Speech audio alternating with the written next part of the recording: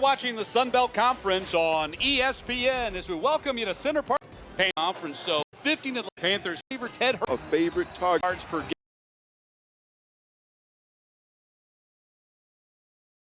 overall.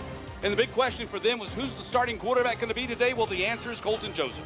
Redshirt freshman from California, started last game and had a great productive game against Coastal Carolina. He can tuck it and run if he needs to, Matt. One problem for him has been ball security, something to watch for in today's game. It is a sparkling Saturday afternoon in October, 77 degrees with a slight breeze out of the northwest at 6 miles per hour and humidity low at 38%.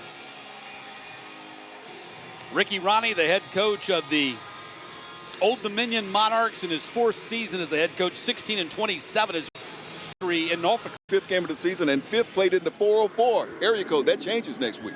Ethan Chang with the kickoff. It's going to be taken at the 5-yard line by Ford, and Ford across the 20 and up to the 23. That is where the Panthers will start on offense. 10-yard return for Ford. And Christian Veilleux started every game for the Panthers so far this season. 6'5", 209 junior out of Canada.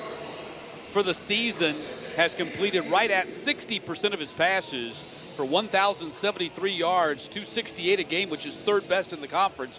8 touchdowns and 4 interceptions. Panthers looking to rebound from their home loss to Georgia Southern.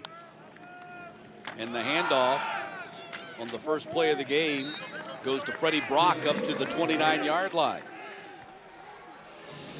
And you mentioned that game against Georgia Southern. We saw Veilleux do something we hadn't seen much of early in the season, interceptions. He had been really steering away from those in his efforts, but Georgia Southern really took away the running game. Brock is 7th in the Sun Belt, averaging 66.5 yards per game in his first season as a starter. Going to get the handoff again, and he's going to get dropped. Denzel Lowry, the defensive tackle, in there with the penetration to lead the charge for the Monarchs. There he is, number 8. They call him Den.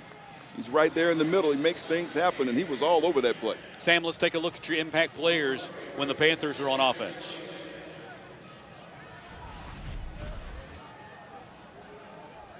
And there you see him, Brock. We've already seen him, and Dorian Fleming has really asserted himself at tight end. It's a big play prospect. Mario Thompson have a big season so far, and J-Man in the secondary.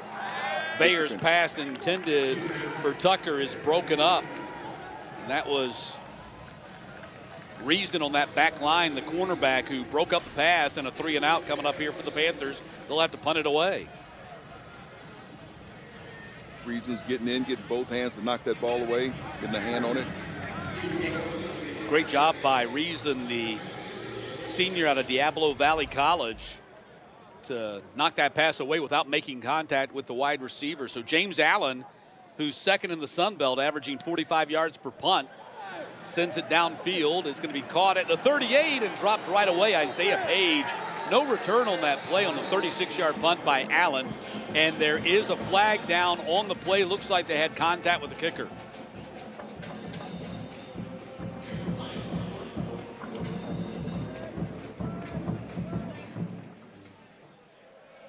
Marshall Lewis is our referee today, waiting on his running into the kicker, receiving team number 7. Penalties declined. First down. So the Panthers declined the penalty because it only would have been a 5-yard penalty because it was not roughing but running into the kicker. And the Panthers would not have picked up the first down with the 5-yard penalty, and that's why they declined it. That was Will Jones, the safety, who made contact with James Allen. So now the Panthers go on defense, and for the first time we see the Old Dominion team on offense.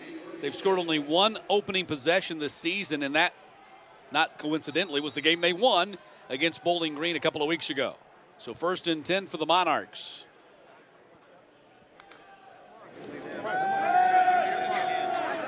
And quarterback sack. Big Henry Bryant drops Josephs for a loss back at the 31-yard line. What's up with the big fellas in the middle? The nose tackles on both teams are making their presence felt early in this game. Sheds the block right here, turns around, and come here. Big fella taking him down. Henry, 6 foot 290, redshirt sophomore. They call him Shorty because in the middle, you're typically going to see a 6'3", 6'4" guy like that, but at 6 foot. But that's a big reason why he's playing here at Georgia State, started his career at Louisville. Joseph to the air and a wide open target. He misses Deontay Vines right in the middle of the field.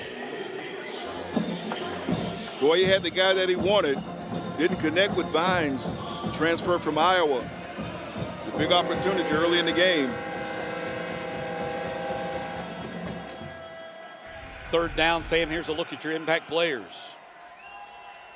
And you see Page, outstanding receiver for them. Aaron Young out today, and you see Gavin Pringle has always played big in the secondary for Georgia State. Isaiah Page has moved into the top 10 all-time receivers for the Monarchs. And now on third down, Joseph fires, and he completes it at the 47-yard line, make it the 48. That's going to be good for a first down as they go to Alston for the pass reception. Big third down conversion when they needed it. Keeps his possession going. 14th catch of the season for Miles Austin out of Virginia Beach, and a transfer from Pitt where he no doubt was a teammate of Christian Veilleux, the Panthers quarterback.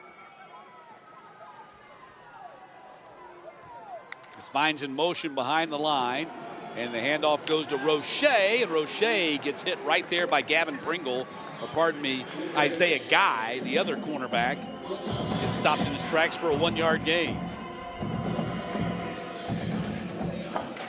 Isaiah Guy coming up with a big stop right there for Roche, who's coming off a pretty good game at 12 carries for 86 yards and a touchdown. Pretty much the first action he had seen all season after having a starring role in their bowl game back in December. Roche's going to get the rock again, and no running room for Roche as he gets stood up at the line of scrimmage and driven back. And again, it's Henry Bryant along with Fuchsius Lewis stonewalling him at the line of scrimmage. That Georgia State defensive line really active to start this game, Matt. Working through, shedding those blocks, making that stop. So now it's third down and 9. Monarchs have already converted on 1 3rd and long already on this opening drive. Colton Joseph getting his 2nd consecutive start. Grant Wilson, who was their starter most of the season last year and their starter at the beginning of this season, not even dressed out for today's game. Throwing off his back foot, the pressure coming from K.D. McDaniel, and it's going to be 4th down. There's a look at McDaniel, bringing big pressure. There's no foul for intentional grounding. Number 1 from the offense was in the area of the pass. 4th down. Great job by McDaniel to beat his man there at the line of scrimmage. That was Stephon DeBose-Bourne, the right tackle, to get the pressure, and now a punting situation. Ian Brandt going to punt. Their first-team punter, Seamus Hall, is out with an injury today as well. So Ian Brandt out of State College, PA, home of the Penn State Nittany Lions, is going to punt it away. High spiral kick. Going to hit at the 25 and bounce backwards and down finally at the 26. So we've had opening possessions for both teams. Neither able to do much on offense so far. Panthers going back on offense when we get back.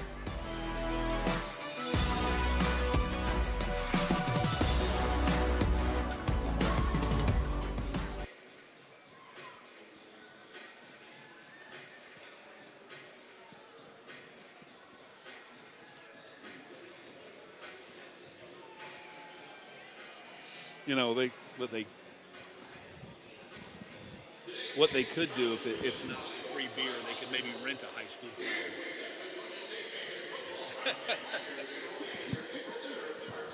I'm sorry, what'd you say? Okay. I'm not a big fan of the teletape graphic, by the way. Doesn't really tell you anything. I mean, it just doesn't really tell you anything.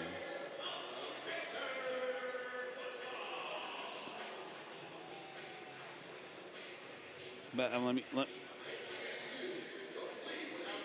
see what if anything's about that stands out. Old Dominion. No, I'm just looking at the I'm just looking at where their rankings are. Yeah, I see that.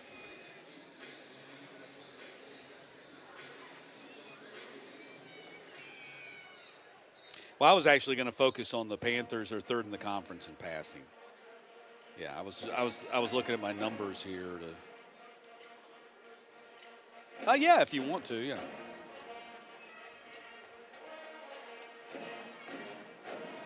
And I'll mention the turnovers too. That is a big disparity there. Yeah.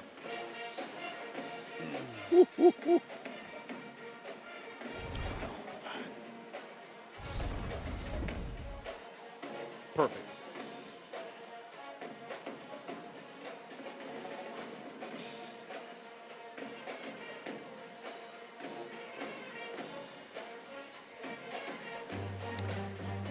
Back in Atlanta, Old Dominion and Georgia State just now getting underway in this second conference game of the season for both. Sam, let's take a look at the tail of the tape.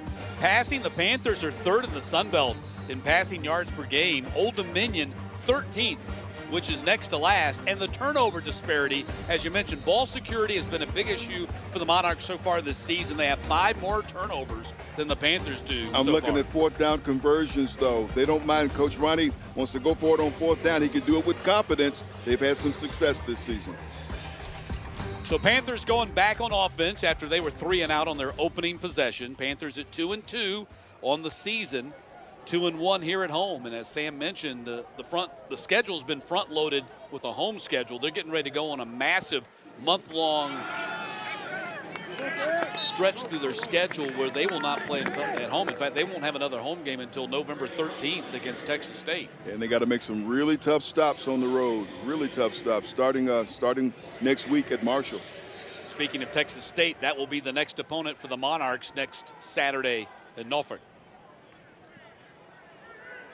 So second down, that's Fleming in motion behind the line. Toss is going to go to Freddie Brock. He tries to get to the outside, and he's going to get dragged down by Jaleel Colbert.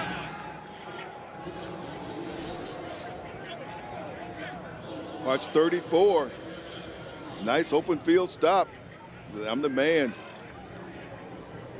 Colbreth, the redshirt sophomore outside linebacker out of Virginia Beach and Ocean Lakes High School.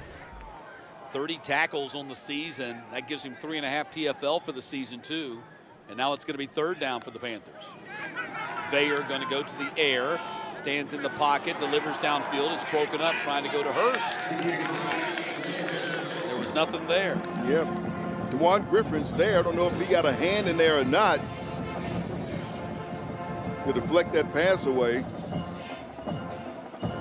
Griffin, the fifth-year senior out of New Orleans by way of Texas San Antonio, transfer. And it's fourth down. Panthers 3 and out again for the second consecutive possession. Isaiah Page standing deep to take this punt from James Allen.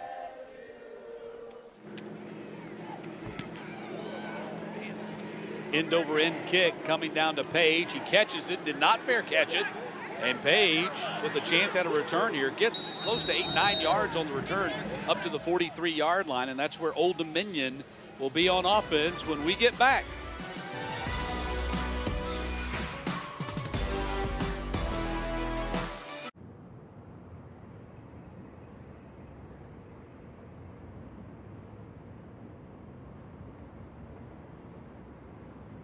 My truck wears Coopers because we promise our customers door-to-door service.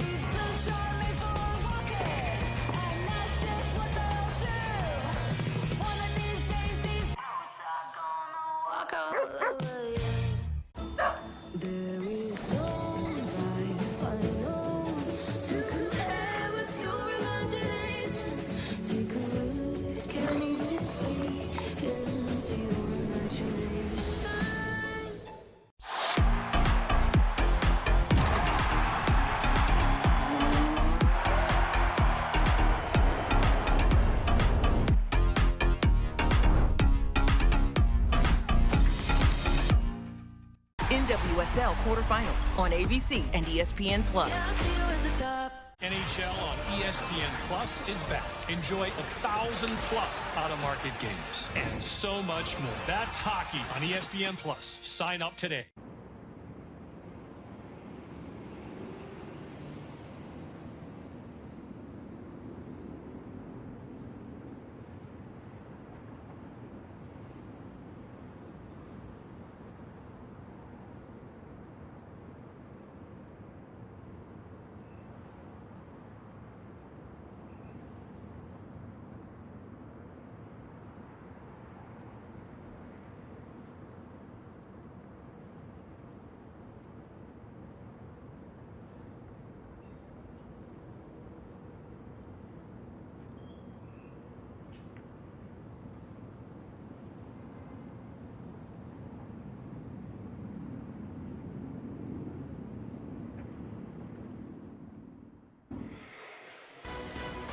So during the timeout, Sam, we had the play under review to determine whether Isaiah Page called for a fair catch. And you'll see, he did it really quick right there. Just a little flash of the arm. And they're going to put the ball back at the 33 where he caught the ball instead of at the 43 where he had returned it to. If you do that and then you run. Yeah, I thought it was a penalty, but they didn't throw a penalty flag. They're just respotting the ball at the 33. So 1st and 10 for the Monarchs there as they open their second possession. Matt Stewart along with Sam Crenshaw just underway in this second Sun Belt game of the season for these two teams. Monarchs at 1-4 coming off a 45-37 loss at Coastal Carolina last Saturday. Joseph started that game and starting again here today. They loved his mobility and the way he was able to keep plays alive with his legs, but we're not happy about the lack of ball security. A couple of turnovers late in the first half and a bad throw right there to Page. It's going to be second down. He had a turnover and an interception and a fumble that cost Old Dominion. They actually led 17-7 late into the first half. And we've seen so far in this game, that was just a miss. A short throw to a receiver looked pretty simple. He had his target open earlier with Vines and missed a connection with him when he was wide open. Neither team looks crisp on offense. Joseph goes up top, got man coverage out there on Vines, and Isaiah Guy runs him out of bounds. It's going to be third down.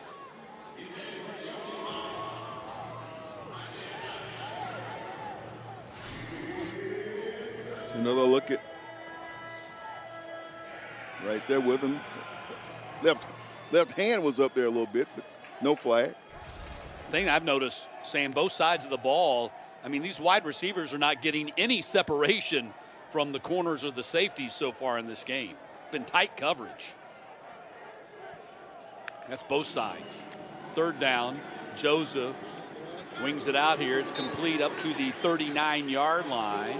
And that's going to go to the running back, Bryce Duke, but well short of the first down. Had a little pressure even coming before he let the ball go.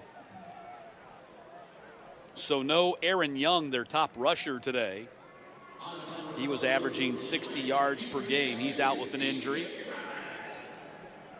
So Duke and Roche, likely the running back rotation. Tyreek Sims might get some action as well. Fourth down, punting situation.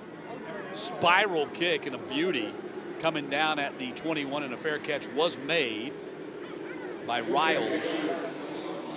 Talik Williams is typically the return man for the Panthers, but he's out with injury as well. So DJ Riles making the fair catch, and the Panthers going on offense for the third time at the 20-yard line after a 42-yard kick by Ian Brandt.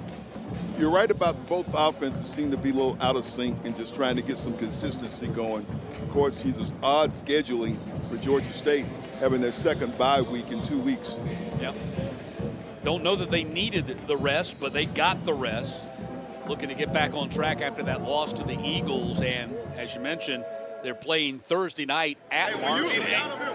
Handoff goes to Brock, and Brock going to get stopped at the 24-yard line. Mario Easterly, number 3, in on the stop. That play for ODU. Yeah, he's in for Patrick Smith-Young, their transfer from North Texas, who's also out with injury today. Seems like we're saying that a lot. Pass incomplete out here to the edge. Neither quarterback has been very sharp. Only on the so field is an far. incomplete pass. Riles could not come up with it. Spoke with Coach Dale McGee this week, and I asked him if he'd ever been associated with a season with a schedule that had 2 bye weeks with a game in the middle. He said never. Never. Yeah. He said, but the schedule was made up when I got the job. A lot of things were made up when he got the job, primarily the roster, and that's one of the things we talked about with him this week is Bayer. Ball in the air and going to be caught in traffic by Fleming for a first down. Fleming, the Virginia native, who camped at Old Dominion in his youth, comes up with a big catch. Big catch for Bayer, rifled it in there. And Fleming, nice catch there. Moves the sticks. 11-yard pickup, so 1st and 10 for the Panthers at the 34-yard line. First down of the game for Georgia State.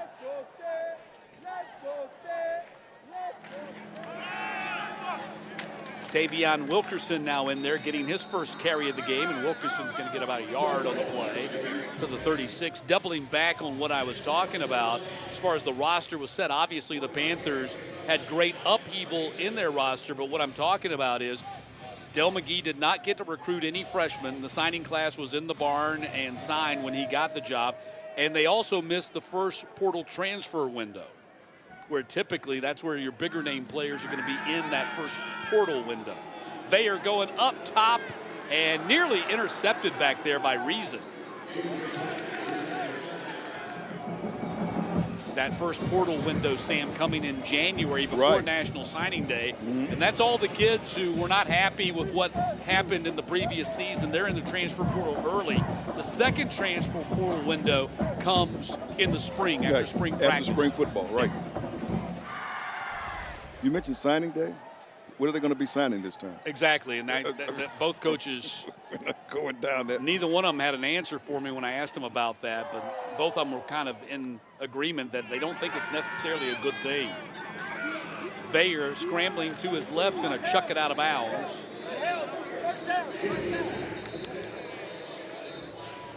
And they did drop a flag, but it's not going to, it looks like it's going to be holding, defensive holding. Holding. Defense, number 6, 10-yard penalty, and includes an automatic first down. So that's going to be on the corner. Rashid Reason called for holding downfield. That was perhaps why Veyer had no open wide receiver to throw it to. First penalty of the game called on, actually it's the second penalty. The first one was declined by the Panthers. The first one that's been accepted. So 1st and 10 with the ball at the 46-yard line. Panthers pick up the first down via the penalty.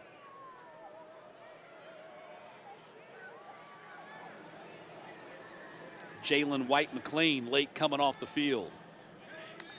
They hold the play to get the substitution in there, and then the whistle gets blown before the play gets run. Takedown by Ricardo Williams. Delay of game, offense, 5-yard penalty, remains first down. And that's Ricardo Williams, who was actually on the roster here at Georgia State a year ago. Yeah. Did not play much. In fact, Please reset the game clock to 6 minutes and 56 seconds, 6:56. in fact, full transparency, I didn't remember him on the roster, but he was here playing for the Panthers a year ago. You see Dell McGee is a little agitated at the line judge over here.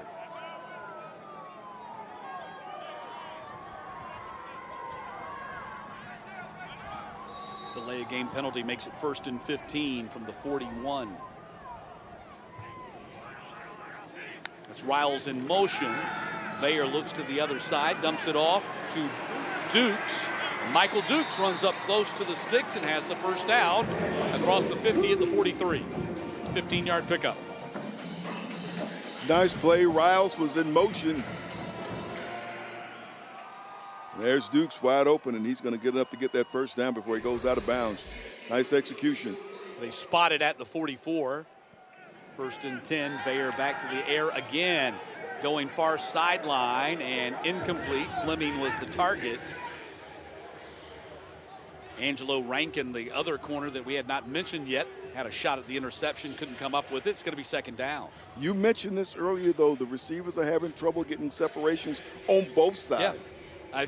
You're just not seeing open wide receivers, regardless of whether they're wearing a blue or a white jersey.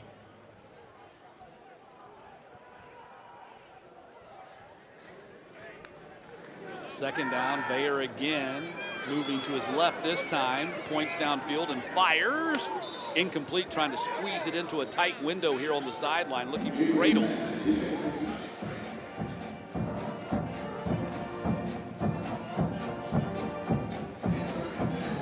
Ninth play of the drive coming up for the Panthers. Panthers 0 for 2 on 3rd down conversions so far in this game.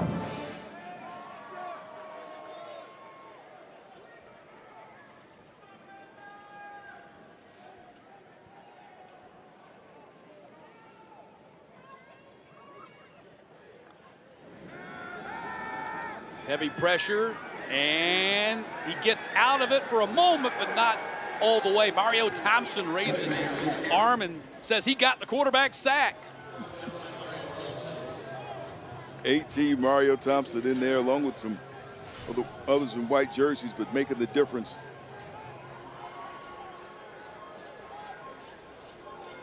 Thirteen-yard loss on the play. Watch number 18. Right He's down the the one bottom. who ends up tripping him down, and Thompson was on his backside, sitting on his duff. He raised and his made hands, the me, quarterback I sack. got him. Want to make sure he gets the stat right. That's an important stat. Allen, the punt, another boomer. Page makes a fair catch, and looks like there might have been some contact right there. And the Panthers going to scoop it up. The ball's going to be dead. I thought there might have been some contact between the cover man and the returner Page, but no flag. 37-yard kick, and the Monarchs will have the ball at the 22.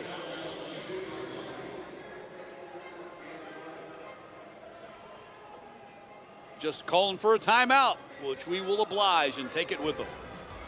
5.5 to play here in the opening quarter, still no score.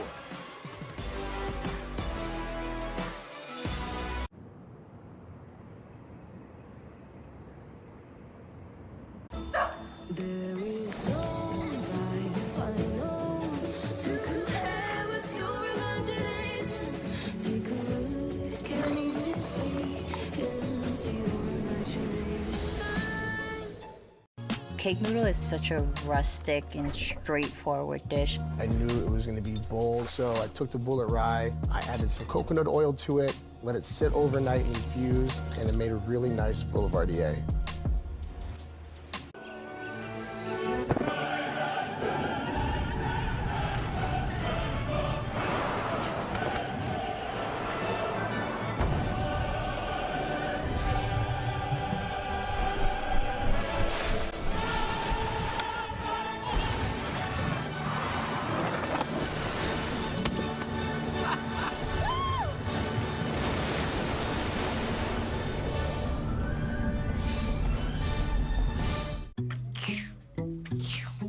Hey guys, how we doing? You ready? Hey, Adams Elementary. Go Rams. I think he needs one too. What do you think? All right. You guys ready to fight some crime? This is not just flu protection. Okay, well, you go get him, all right? Bye. This is a neighbor looking out for you. Schedule flu and COVID-19 vaccines for you and your family today. Walgreens. 4 iconic programs tip off the season with fresh faces and renewed hope. First is the Jayhawks and the Spartans. They've got talent from the front of the roster to the back. Then the Blue Devils take on the Wildcats. In the bluest of blue bloods, this is going to be a battle. The State Farm Champions Classic, Kansas, Michigan State at 6:30. Then Kentucky Duke, Tuesday on ESPN. The game's stars. It's the Juju Watkins Show. In a premiere performance in the City of Lights. Kiki Rice. With a little shimmy and shake. Women's College Hoops on ESPN and ESPN2. Today, live from Paris. Women's College Hoops on ESPN and ESPN2. Today, live from Paris. The State Farm Champions Classic, Tuesday on ESPN. Scoreless as Old Dominion goes back on offense with 5:32 to play in the quarter.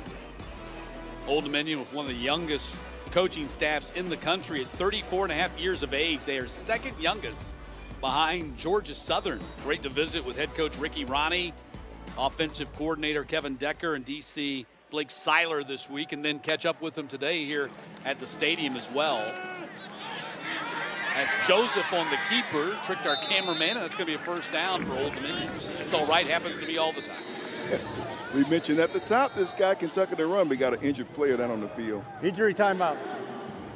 That's Elijah Hoskin, who last night at the hotel was awarded a scholarship. Elijah Hoskin out of Chesapeake, Virginia, and Eastern View High School, walk-on, last night at the team hotel, got the Scully presentation from the coaching staff, but he's down on the ground injured right now. I hate to see that, but I'm sure that made this trip to Atlanta one he will never forget. That's always a special moment, Matt. No doubt about it. Hopefully this is not a moment that he's going to remember as well. Hopefully it's just a minor injury, but Ricky Ronnie's out there. Just last night presented him with his scholarship offer. They're looking at his legs right now. Big Elijah Hoskins, 6'3", 298. He's a fourth-year junior, so he's been paying his own freight for a while. I know the parents will be happy. Oh, very happy, you know. He's back up there. He needs some assistance getting to the sideline. Yeah, looking a little wobbly. Hopefully he can get back in there, though. What a special weekend this has been for Elijah Hoskins. Man, it's just, you just got to be tough to play in that line of scrimmage. All kinds of bad things can happen to you. Like right there, someone rolled up on him from behind. Didn't even see it coming. Slow getting off the field. We'll see who they plug in there to replace him after Joseph picked up the first down. And that was the first time we've really seen in this game, Sam, Joseph showing off his, running ability. And that was one of the things that they really liked about what they've seen from him so far, especially last week in his start against Coastal Carolina. And that was play that was designed just for that.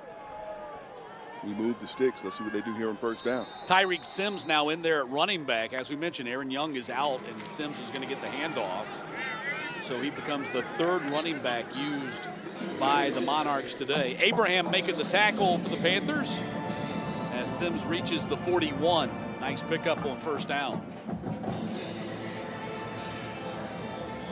Justin Abraham, what a season he's having as a fifth-year senior. 27 total tackles, and that's even with missing some time because of injury. Pocket for Joseph, going to dump it off for Conroy, the tight end, and he gets leveled. Full speed run by the safety, Jeremiah Johnson. Big hit by Johnson.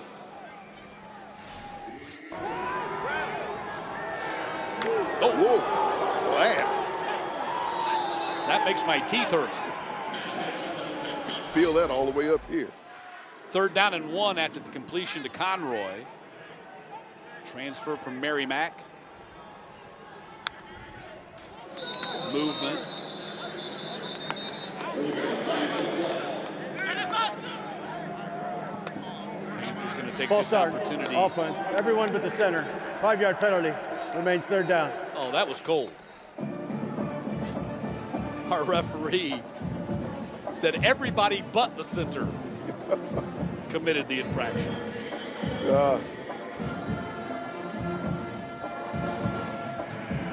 So third down. Line to gain is the 45. So it's about 6.5 to pick up the first down.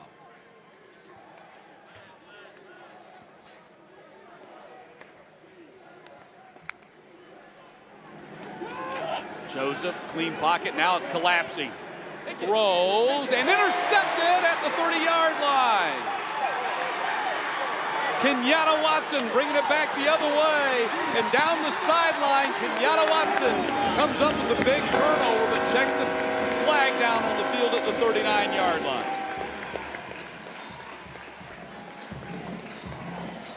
45-yard return by Kenyatta Watson. And we talked about Joseph, something that, he's mobile, he steps up, flings it down the field, but ball security, something they were concerned about with him starting today. Prior to the pass, holding defense number 25. Oh. That's 10-yard penalty, includes an automatic first down. Wow, said holding, I'm thinking offensive holding. Instead, it's defensive holding, which erases the interception. And not only erases the interception, but gives the Monarchs a first down. What a huge break. Yeah, what a swing. Because Georgia State, if that interception counts, plus that great return, offense will have the best position they've had on the field all day, but not the case. So a reprieve for the Old Dominion offense. And you're right, the turnovers have been the big issue for Old Dominion, whether it's Joseph or even Grant Wilson at quarterback. And so one of the primary functions of the quarterback today is ball security. Joseph gets another chance. Going to hand off to Vines, or pardon me, hand off to Sims. Tyreek Sims to the 43-yard line. Gets about 8 on the play. We mentioned because of Young being out, Sims will probably get some looks today, and here he is. Yeah, taking advantage of it. He's had a couple of good runs on this series.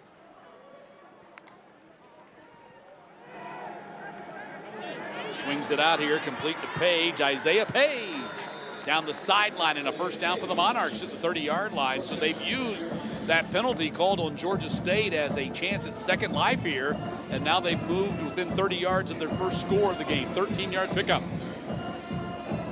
As an offense should, you get a second chance, you get the ball with great field position, and Monarchs are moving. It's like dropping a pop-up in foul territory. You know the next pitch is going to be a home run, right? Yep. You never give them a second chance, and Old Dominion trying to make the most of their second chance right here. Sims gets the handoff. Good stop and redirect all the way down to the 20-yard line. Nice run by Tyreek Sims. I like what I've seen from Sims here on this series. Yep.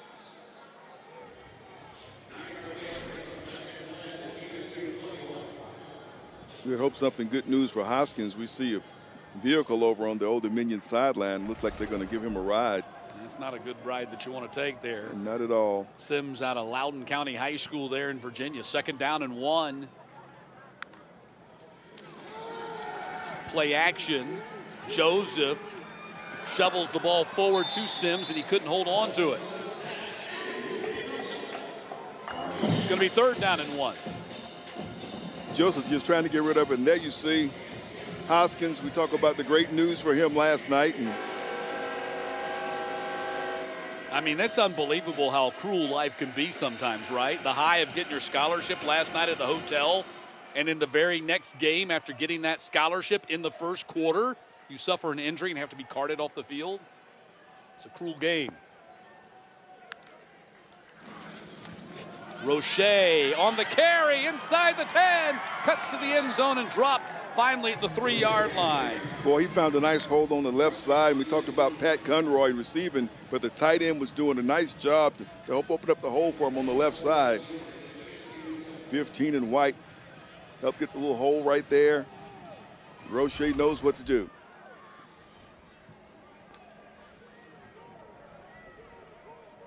First and goal to go for the Monarchs.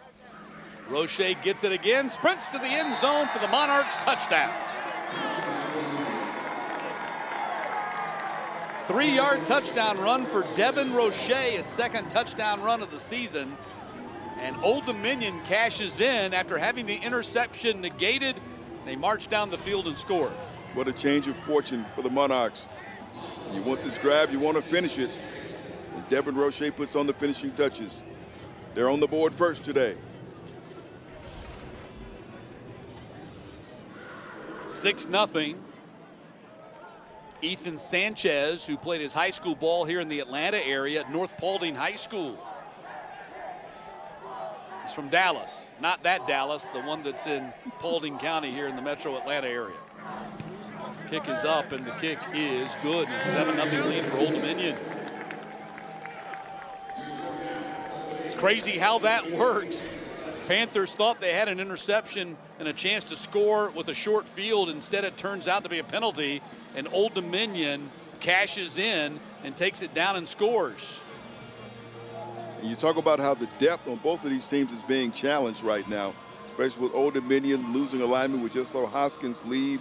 You know that Aaron Young is not playing running back for them today, and so they call on Devin Roche. You give a look at him there, number 3.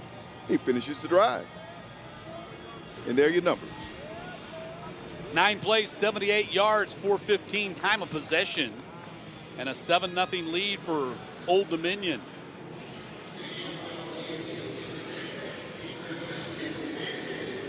Panthers have not generated much offensive ball so far. 14 yards of total offense in the first quarter.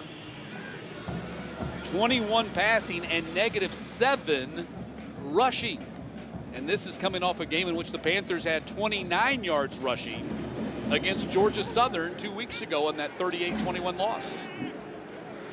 And that's hurting at an area that has really been a part of the pride of this offense has been the running game, the versatility of the 4 running backs for Georgia State and the overall productivity of that running back room.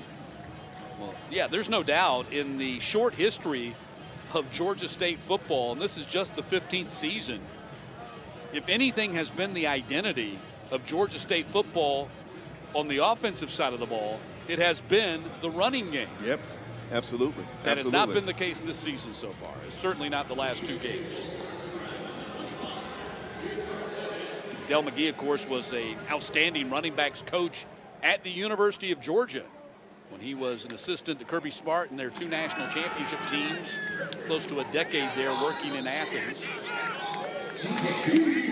Now he has something in common with Coach Smart. They both had wins over Vanderbilt. You are correct about that.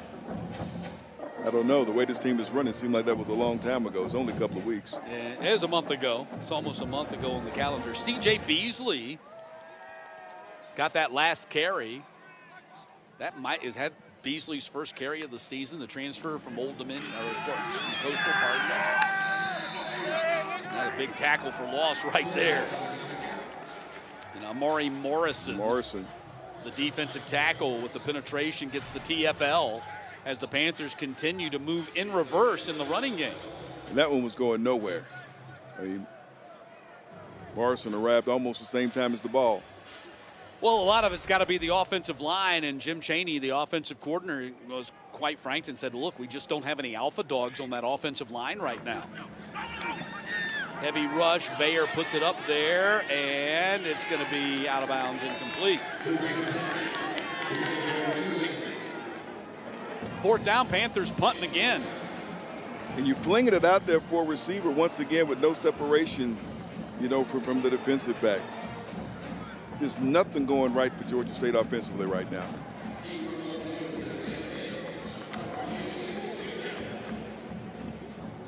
So Panthers actually lost a yard on that series.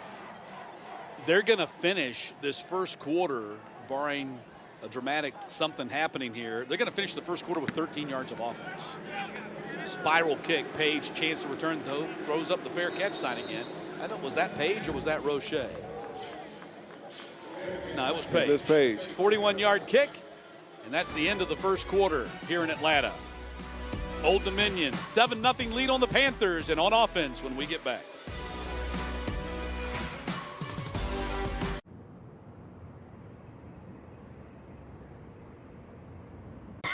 Sounds like you need to vaporize that cold. DayQuil VapoCool? It's DayQuil, plus a brush of Vicks Vapors.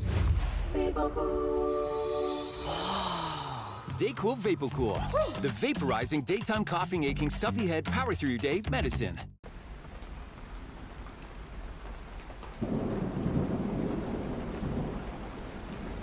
Mom, whose room is this? Oh, I don't know. When you want bedtime to be a good time. Good night, sweetheart. It matters where you stay. Conrad Hotels and Resorts. Hilton for the stay. Did you know there's a detergent that gets your dishes up to 100% clean, even in an older dishwasher? Switch to Cascade Platinum Plus. Designed with leading manufacturers, it delivers sparkling clean dishes in any machine. Just scrape, load, and you're done. Packed with double the Dawn, Cascade Platinum Plus removes up to 100% of grease and food residue, delivering sparkling clean dishes on the toughest jobs. For the highest standard of clean, even in older dishwashers, switch to Cascade Platinum Plus.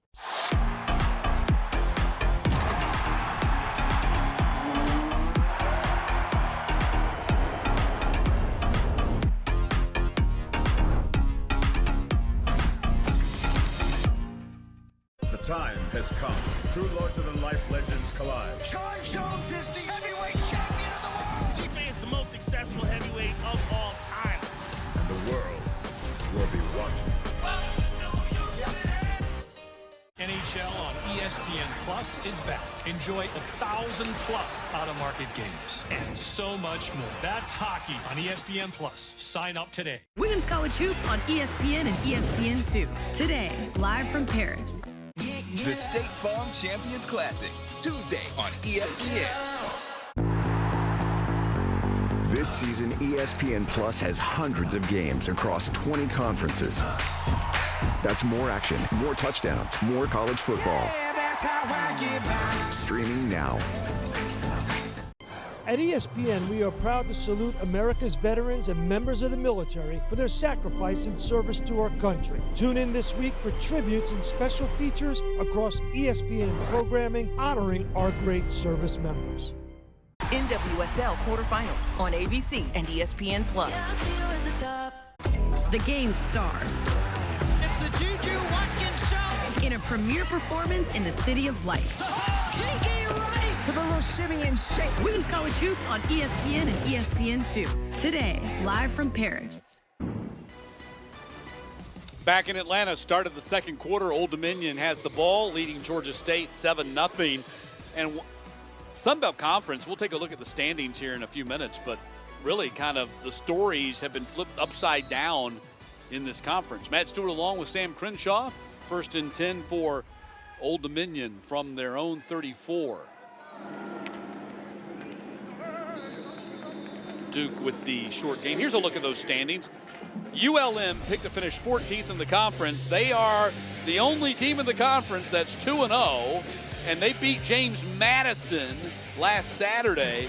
And the two teams that are 0-2, App State and Troy, played for the conference championship last year. That's amazing. Go figure, right?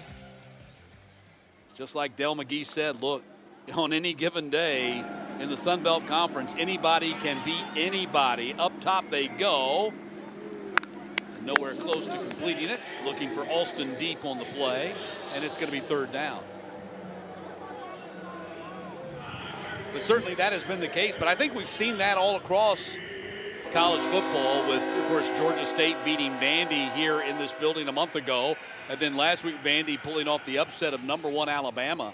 And I think the transfer portal has had a lot to do with evening out the talent base across the landscape of the sport. And we're going to see more upsets, quote unquote upsets, as we proceed through this new era of college football.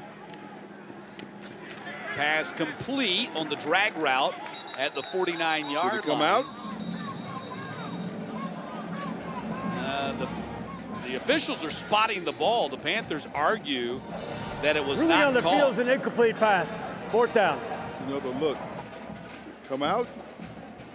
I don't see the ball. Maybe we'll see It's it a here on different angle. this replay. Yeah, it Came out.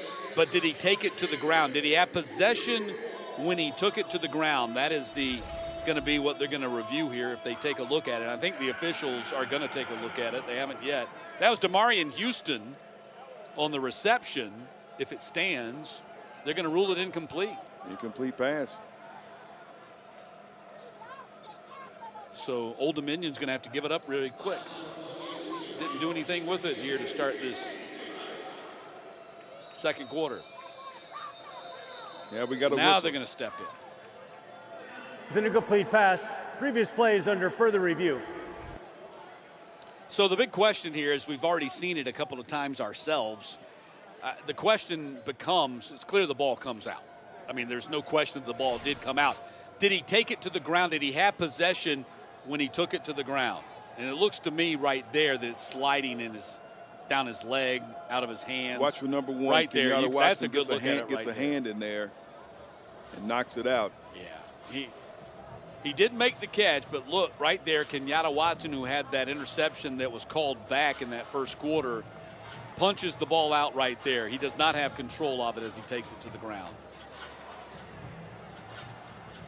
So it was not the ground that caused the ball to pop out. That should be confirmed as they're looking it over right now. Both these teams 0-1. Neither coach wanted to go as far as to say it's a must-win situation. After review, ruling on the field stands. Incomplete pass. 4th down. Neither coach wanted to go out and say this is a must-win situation, but the reality of it is it would be very difficult to win your division. In this case, both of them playing the East if you start 0-2. Right. Couldn't do it And plus a sense of urgency for Georgia State because, as we said earlier, they're getting ready to play a bunch of really tough games on the road after playing their first 5 games in the same area code. Ricky Ronnie's team has some history working in their favor, even though they've started 1-4. Back in 2021, they actually started 1-6 and then went on a great winning streak at the end of the season and got to a bowl game, which they ultimately lost to finish 6-7. So he's got that history working on his side. Not that any of these players were part of that, but he knows that you can rebound from a 1-6. They don't want to get to 1-6. They're 1-4 right now. And Dell McGee said in his eyes, yes, it is a must-win. In my eyes, I'm not taking that narrative to my team because I don't want my team to think if we lose this game that our season's over. But he felt like, yes, it's a very important game, a sense of urgency for his team here today.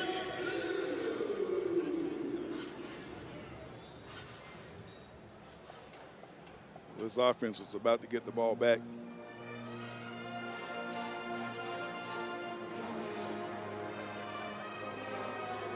So we were waiting for the Red Hat was out there with the countdown clock. And so that's why we were waiting, even though we were not in break.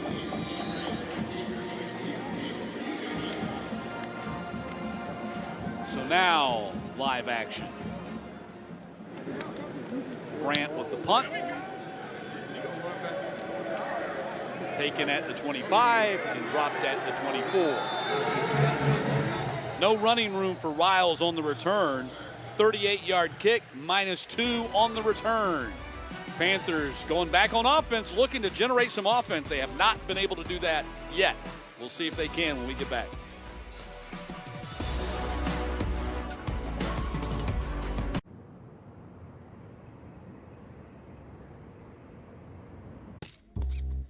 Gail, look at your little boo. What happened? On the Saturdays. Okay, you gotta be careful, okay? I know. Hey, let's get you off your feet. We're gonna get your Medicare prescriptions delivered. Get help with your Medicare prescription right in your neighborhood. There is no life I know to compare with your imagination. Take a look, can you see into your imagination? Construyo mi propio camino. Mi troca es una extensión de mi ser. Mi cultura, mis raíces, me impulsan a un innegable llamado a alcanzar más. Nuestro llamado es construir camionetas para que cuando oigas el llamado, nada pueda detenerte. Obtén $4,000 de descuento y dueños o arrendatarios actuales de marca Ford obtienen bono de $2,000 en la compra de muchas camionetas Ram 1500 del 25. This season, ESPN Plus has hundreds of games across 20 conferences. That's more action, more touchdowns, more college football. Yeah, that's how I get by. Streaming now. With ESPN Plus, catch live NFL games. Plus, let's go to the tape. NFL shows from some of the biggest names in the game and exclusive expert analysis. ESPN Plus equals more football. Stream now.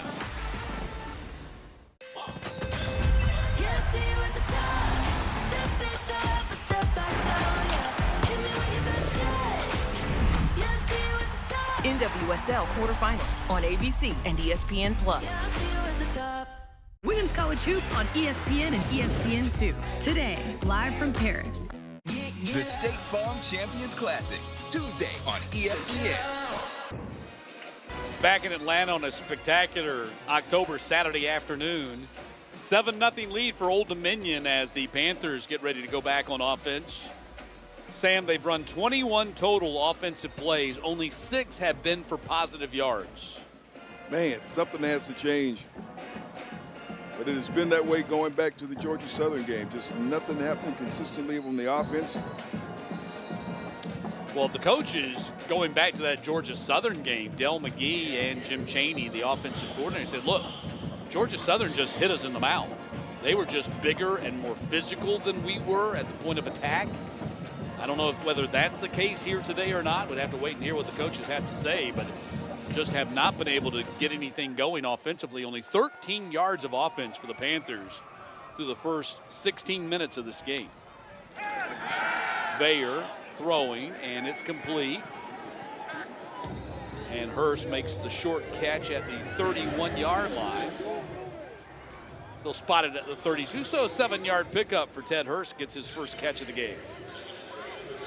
And we talked about him up top and how he's become one of Bayer's favorite receivers, very productive, and there you see the numbers and where he ranks in the conference. Number 6 in the conference in total receiving yards at 349. 87.3 per game is number 5. And the handoff. Short gain right there. Jalen White McLean making the tackle for Old Dominion. It's going to be 3rd down and short. Panthers only 3 first downs so far in this game. And they are 1 for 5 on 3rd down conversions. But this is an optimum situation. 3rd down and 2.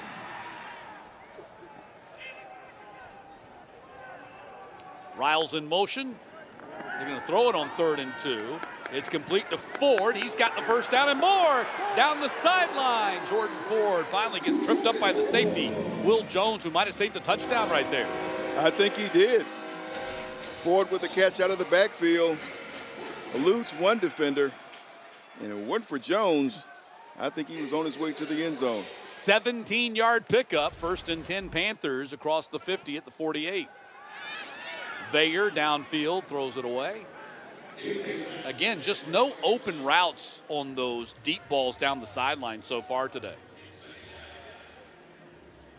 And now you wonder what you're going to do for your 2nd down play. You got some momentum a little bit. You start to see a little bit of progress from your offense. Got some pressure coming off the edge there from Jaleel Colbreth. The linebacker got his helmet in on his sternum. 2nd down and 10. Play action. Veyer, deep ball. Hurst open and broke it up. Nice play on the deep ball. Rashid Reeves in the corner.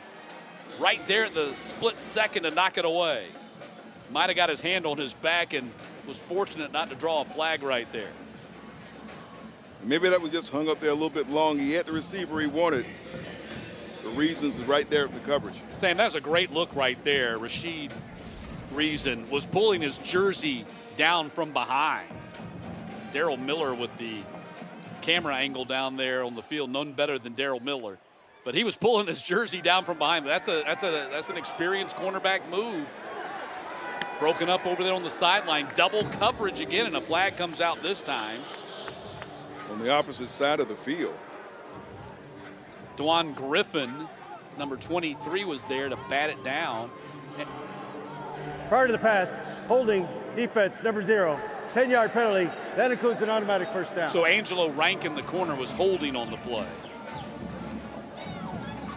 And on the previous play that I was talking about, Reason was holding too. He was pulling the jersey down.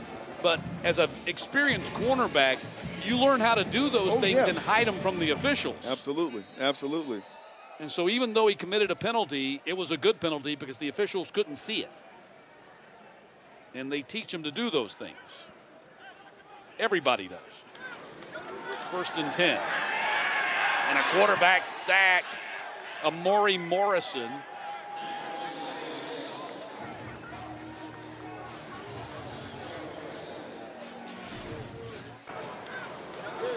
Oh, there was a handoff on the play. I missed the handoff there. Got it blown up. Little. On this, yeah, it was going to be the shovel pass to Bush. So it was the running back, not the quarterback, on the takedown by Morrison. Either way, Morrison made a great play. This time the ball goes to Riles, and Riles gets run down from behind. Morrison's all over the place. Morrison all the way over there from his defensive tackle position to help make that tackle on the sideline.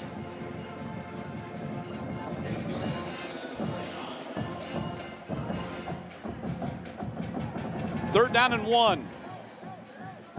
Panthers have it at the 39-yard line of Old Dominion. Shadows starting to creep across the field. Heavy rush off the edge. Bayer gets it out of there, complete to Dukes.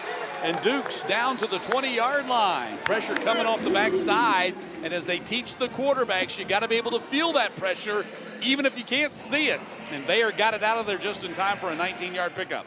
Waited and had the time for his running back to get out there in the pattern. Makes the catch in the yards afterwards. Makes it a first down. 1st and 10 from the 20.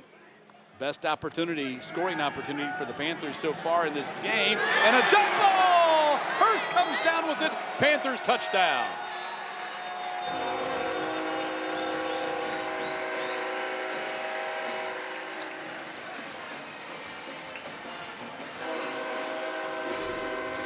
'20-yard touchdown reception and a beauty from Ted Hurst. And that's what we talked about with Hurts from the outset, why he's favorite receiver for Bayer. You got your playmaker, you hang it out there and let your playmaker go and make the play. Liam Rickman on for the PAT, 10 for 10 on the season, make it 11 for 11. Panthers tie it up finally get some offense going here. In the second quarter, it's been a struggle, but Bayer to his favorite target, Hurst, to get the Panthers on the board.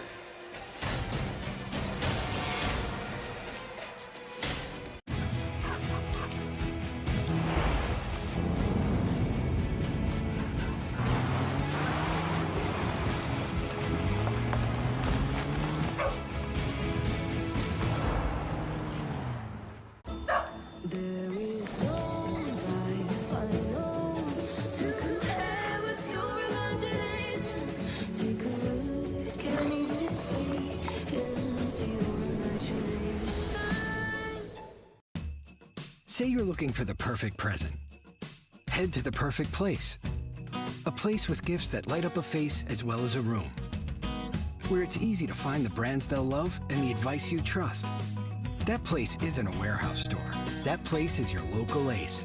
Around the block, what you need in stock, with service so good it's guaranteed. This Christmas, get free assembly and delivery on your new grill at Ace. Ace is the place with the helpful hardware, folks. Liberty Mutual customized my car insurance, so I saved hundreds. With the money I saved, I thought I'd get a wax figure of myself. Cool, right? Look at the craftsmanship. I mean, I even got my nostrils right. It's just nice to know. Years after I'm gone, this guy will be standing the test of time. He's melting. Oh, jeez. No. Only pay for what you need. Liberty, liberty, liberty, liberty. I was so excited when I heard this sandwich was back. I was like, Cloud 9. 2 words, Cloud 9.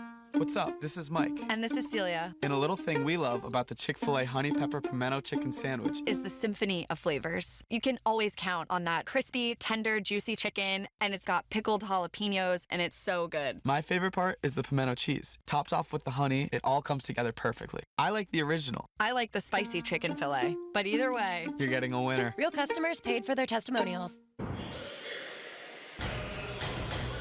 Ted Hurst looked like he was shaken up a little bit after making that touchdown grab on the jump ball. He came in with 4 receptions, tied for 4th most in the Sun Belt, 4 touchdown receptions, and ranking 30th. Picks up his 5th here today.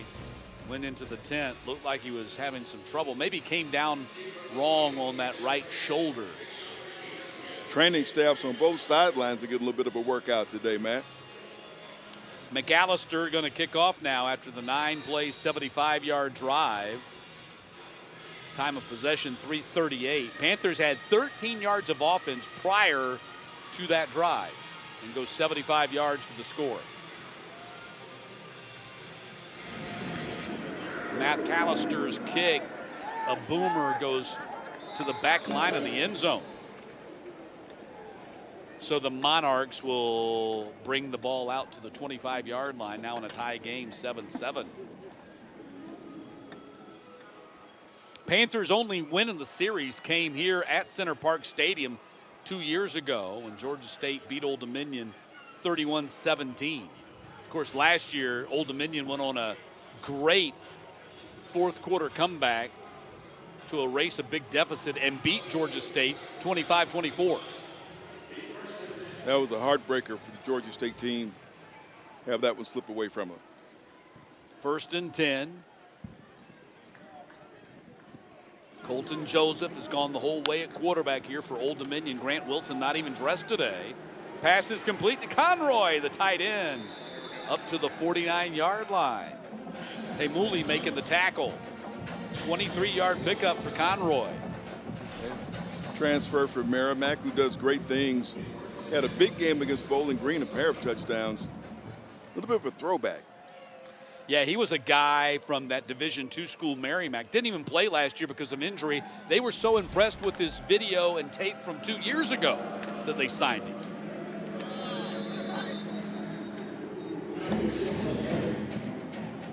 Sims on the carry. Short gain.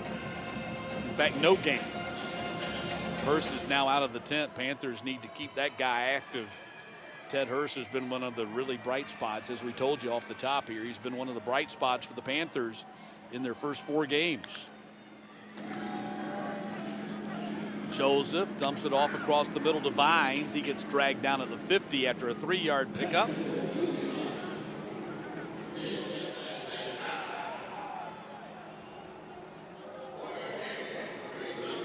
Third down and 6.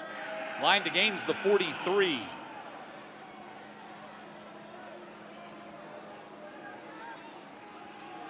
Joseph looks to the sideline. Their offensive coordinator, Kevin Decker, is on the sideline. Most of the times your OC is going to be upstairs in the coaching box, but Decker down on the sideline. Had a chance to visit with him prior to the game, and handoff goes to Sims. Short gain to the 48. Now it's going to be 4th down.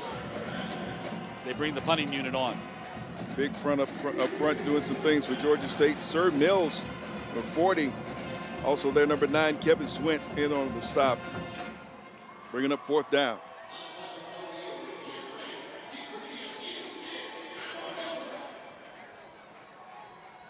So Brandt on to punt again.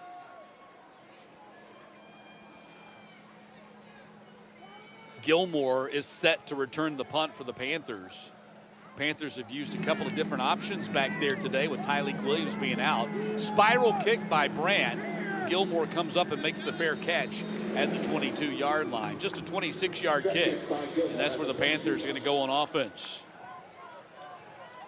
7:59 to play here in the first half in a 7-7 game. Curious to see how the Georgia State offense comes out this time with the football for this possession.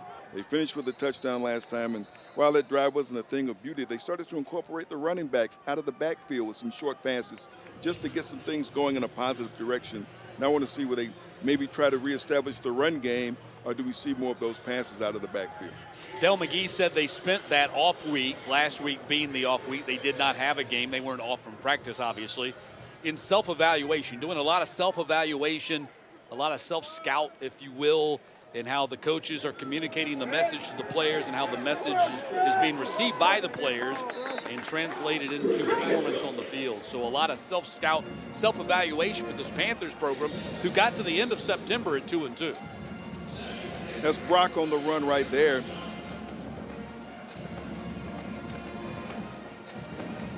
So Freddie Brock picked up 7 on the play, up to the 34-yard line. Vayar is already right at the number of yards passing he had last year at Pitt. He was at 1179 last year for the Panthers, and he's up to 1158 this year.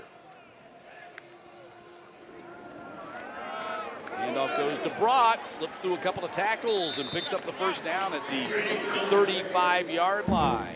Manning making the tackle. First time we've called his name. Jerron Manning, been one of the top tacklers in the Sun Belt this season. So after a possession where we saw the running backs getting short passes out of the backfield, we go back to really try to establish this running game with Georgia State. And they got the first down. Only 6 yards rushing so far for the Panthers. Vayar slings it out here to Fleming. Fleming run out of bounds by Manning. 3-yard pickup. Manning, number 2 tackler on this Old Dominion team, one of the top tacklers in the Sun Belt coming into this game. Yeah, he's been a big addition for them out of Colin Community College and a native of New Orleans where he played at Brother Martin. But 44 total tackles in their first 5 games, tied for 5th in the Sun Belt. also has 3 interceptions. Fleming in motion behind the line. Bayer looks to the left and throws. It's caught by Hurst, but he's tackled right away. Angelo Rankin, the cornerback, dropping him. It's going to be 3rd down and short.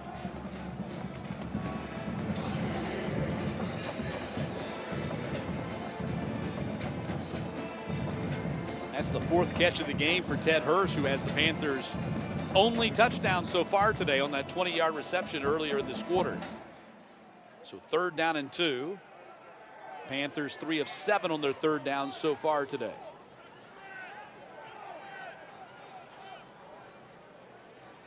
Ford in there at running back. He goes out for the pass. Bayer looks in his direction and fires back in the middle, looking for Ford right there. It's going to be incomplete, 4th down. Panthers going to punt right here. 38 now. Tola in on the stop. Was able to see the number afterwards. Couldn't see it looking from the backside. Seth Nawatala.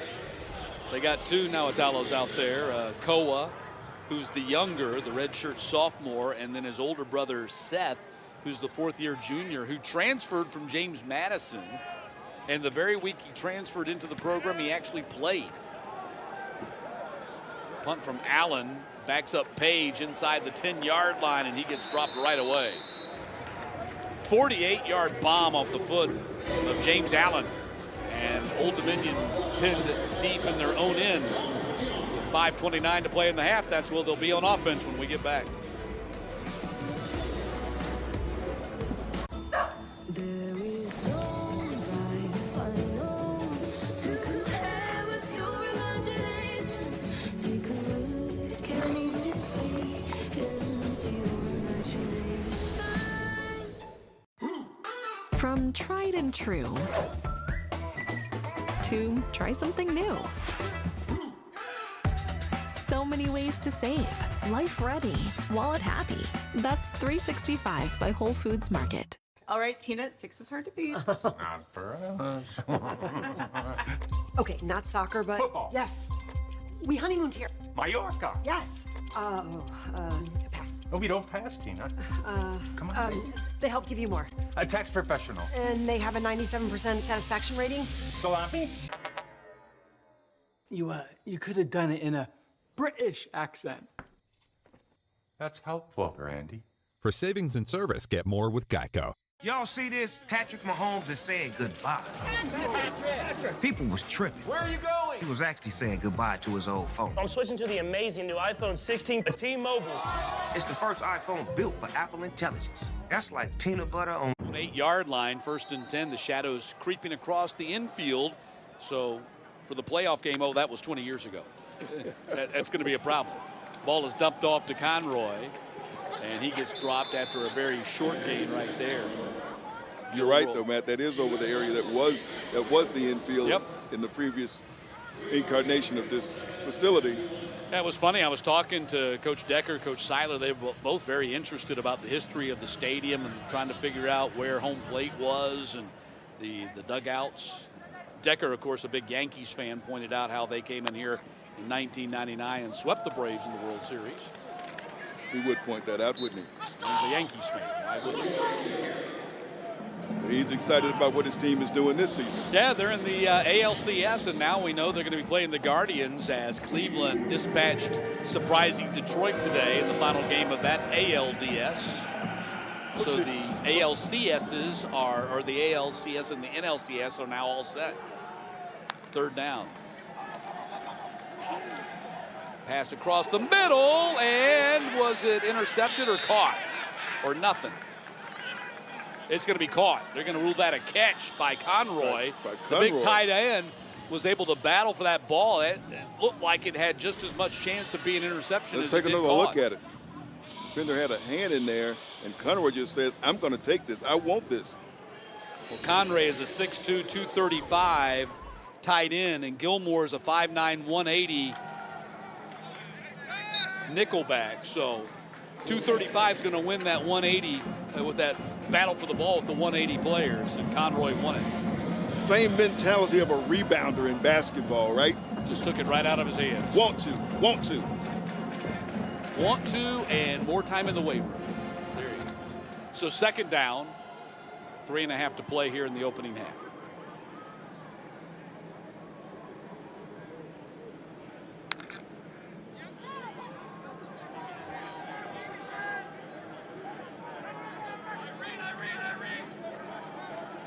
Fourth snap, fifth clap, the ball finally comes to him. Handoff goes to Roche, flags get thrown, probably a hold right here. He clapped his hands 5 times before the ball got to him. We'll see what the call is here.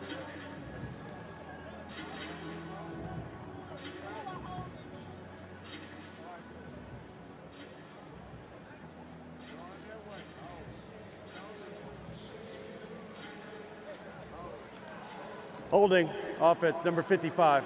10-yard penalty, repeat second down. So that's going to be on Martin Woodsma. And I think Woodsma might be the guy, and he is. He's the guy that came in for Elijah Hoskin, who got hurt earlier in the game.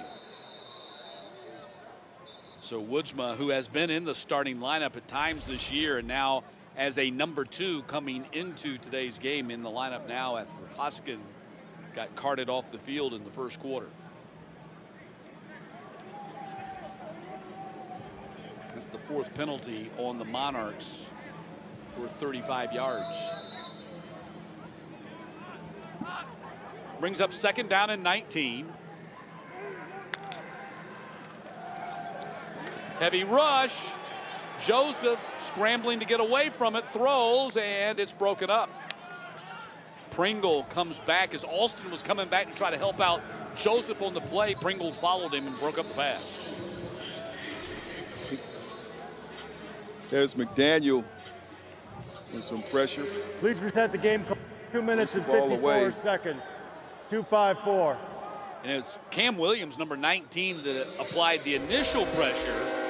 He was able to escape Williams, and then McDaniel got involved in the chase as well. It's going to be third down and 18.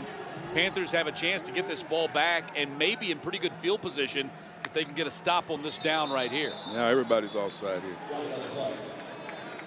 False start, offense, 5-yard penalty, remains third down. So now it's going to be third down and 23. Nothing infuriates coaches more than pre-snap penalties.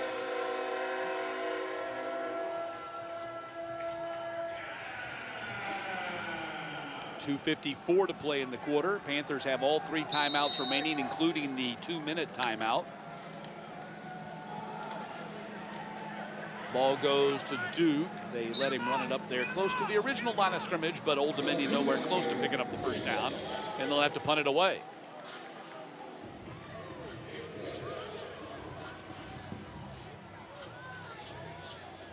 Kind of interesting that I'm surprised the Panthers didn't call a timeout there. They could have stopped the clock and kept them from running the ball all the way down here. Close to the 2-minute timeout. Let's see if that's what the Monarchs do. They still have 10 seconds right now on the play clock. No, they don't.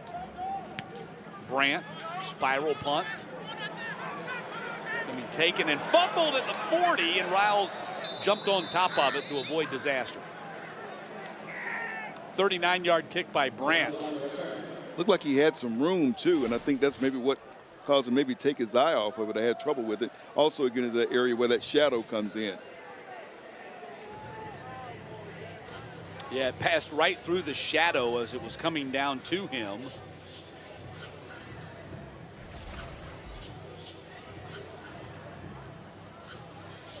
And now you see why they didn't play many ball games in the 4 and 5 o'clock hour in this ballpark.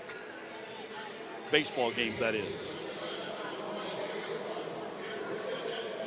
Would have been pretty unfair considering the starting pitching staff the Braves had during those years. Yep. So 1st and 10 for the Panthers. This will probably be the final play before the 2-minute timeout.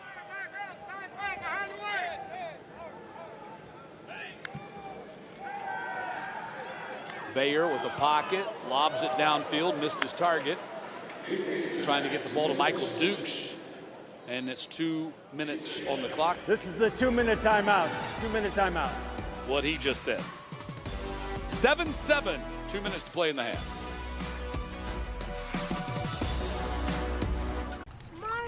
When you'd rather enjoy the pool than clean someone else's. Sweetie, get out of the pool. It matters where you stay. Conrad Hotels and Resorts. Hilton for the stay. There is no life I know to compare with your imagination. Take a look, can you see into your imagination?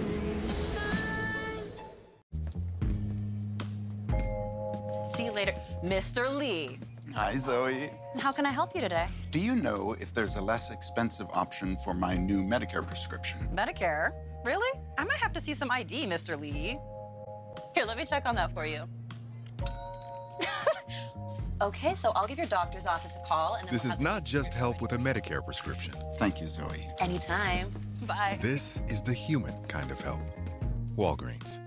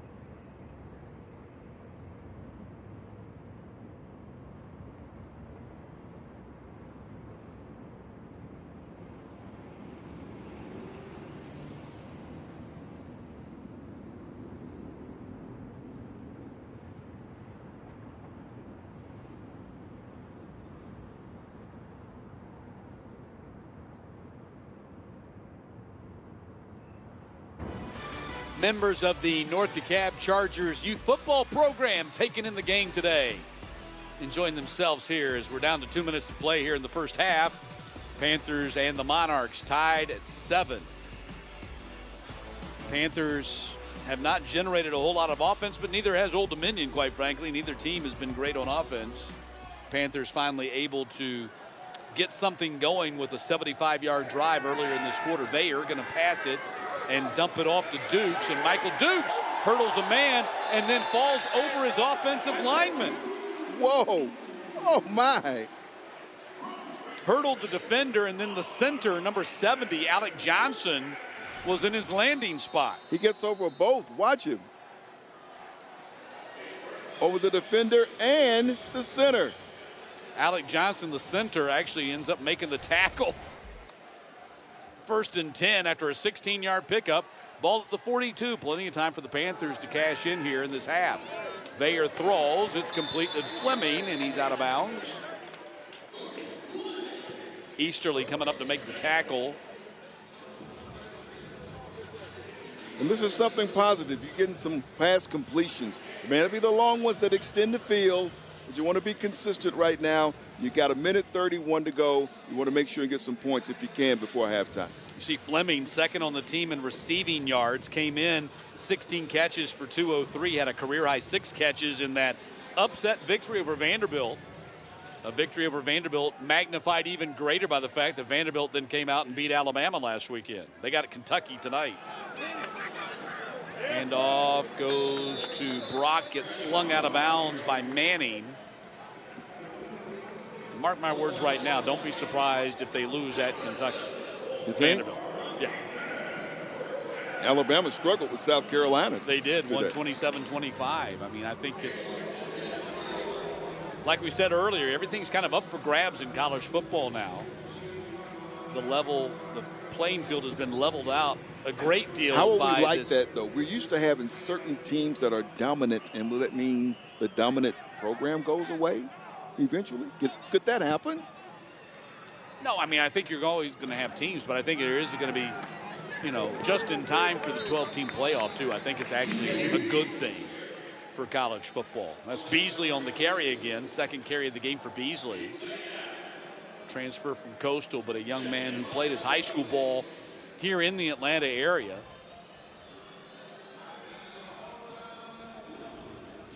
Well, I thought he did, but apparently not. Second down and 5, ball at the 26. Clock running, 50 seconds to play in the half.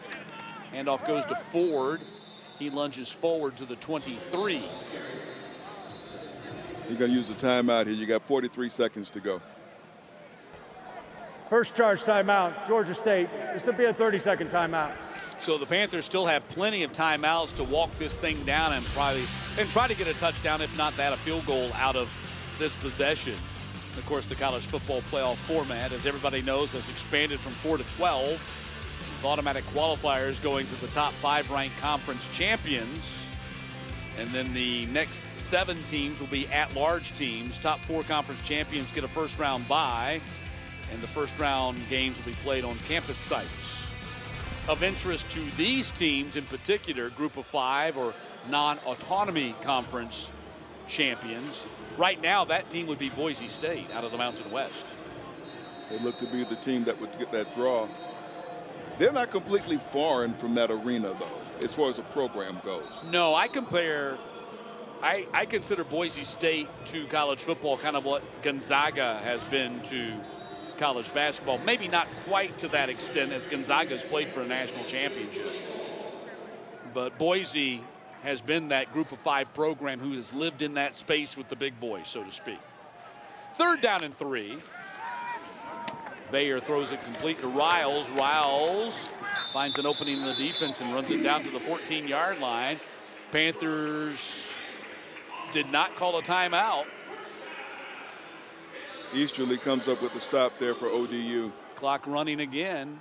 Bayer back to this side, and Fleming shoved out of bounds, and that will stop the clock with 10 at the 10-yard line with 30 seconds to play in the half. Rashid Reasons there on the stop to push him out of bounds for ODU. Panthers have now run 40 plays here in this first half. That's a high number. Puts them on pace for 80. And they now have 102 passing yards, still only 20 rushing yards. But they've nearly caught up with Old Dominion in the total yards. And trying to pass them on the scoreboard, which of course is the most important thing. Second down and 5 from the 10. Bayer being chased, and a quarterback sack way back at the 24-yard line in a huge play. The safety blitz coming from Will Jones. Boy, he was coming like he was fired out of a cannon. There he is right up the middle there, takes that and with the takedown.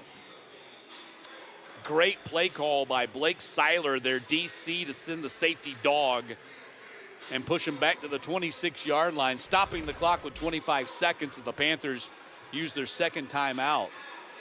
And now it's going to be third down. They might be able to force the Panthers into a field goal attempt here in this situation, which would be a huge victory. That would be a huge victory for Old Dominion if they're able to do that. Absolutely. Ball at the 21. I think I might have said the 26 to 21. It's going to be third down and 16. So the line to gain is the 5.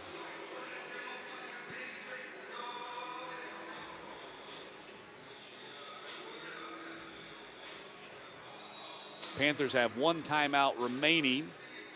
They are 4 for 9 on third downs. Good percentage, but third and 16 is not a high percentage opportunity.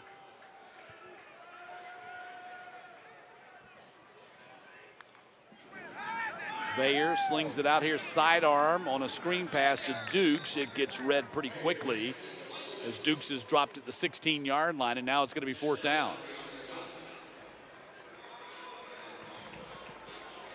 The Panthers have still not sent out the field goal unit yet. They're running the clock all the way down. They're going to run it down to about 2 and then call a timeout, which they just did.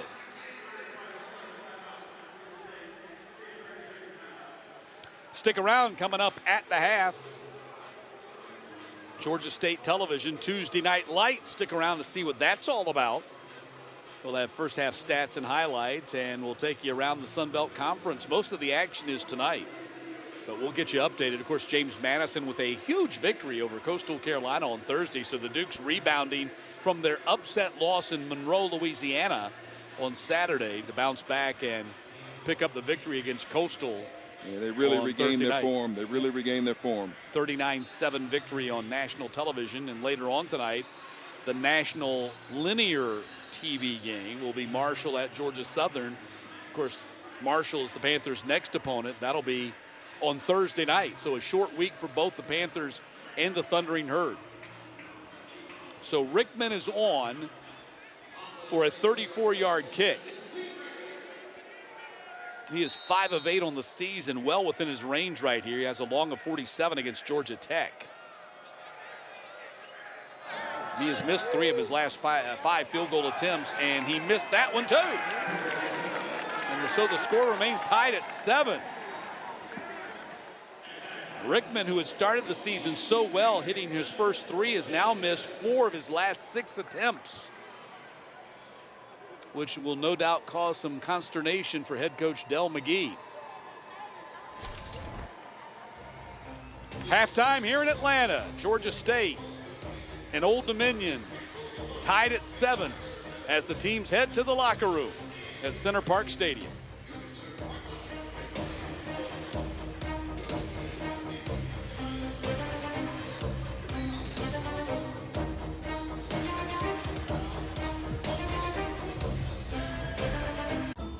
There is no life I know to compare with your imagination. Take a look, can you see into your imagination? Great days start with great underwear, and Tommy John makes the greatest. We know that when you're free from distractions, anything is possible. That's why everything we make is meticulously crafted from breathable stretch fabric for the perfect fit, including our sleepwear that feels even softer than it looks. When you wake up to Tommy John, each day feels better than the last because greatness is in our very fabric.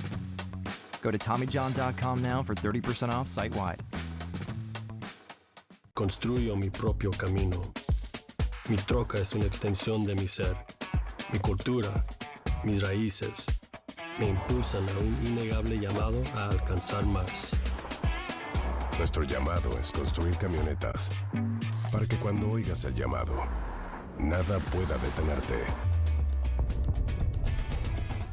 Obtén $4,000 de descuento y dueños o arrendatarios actuales de marca Ford obtienen bono de $2,000 en la compra de muchas camionetas Ram 1500 del 25.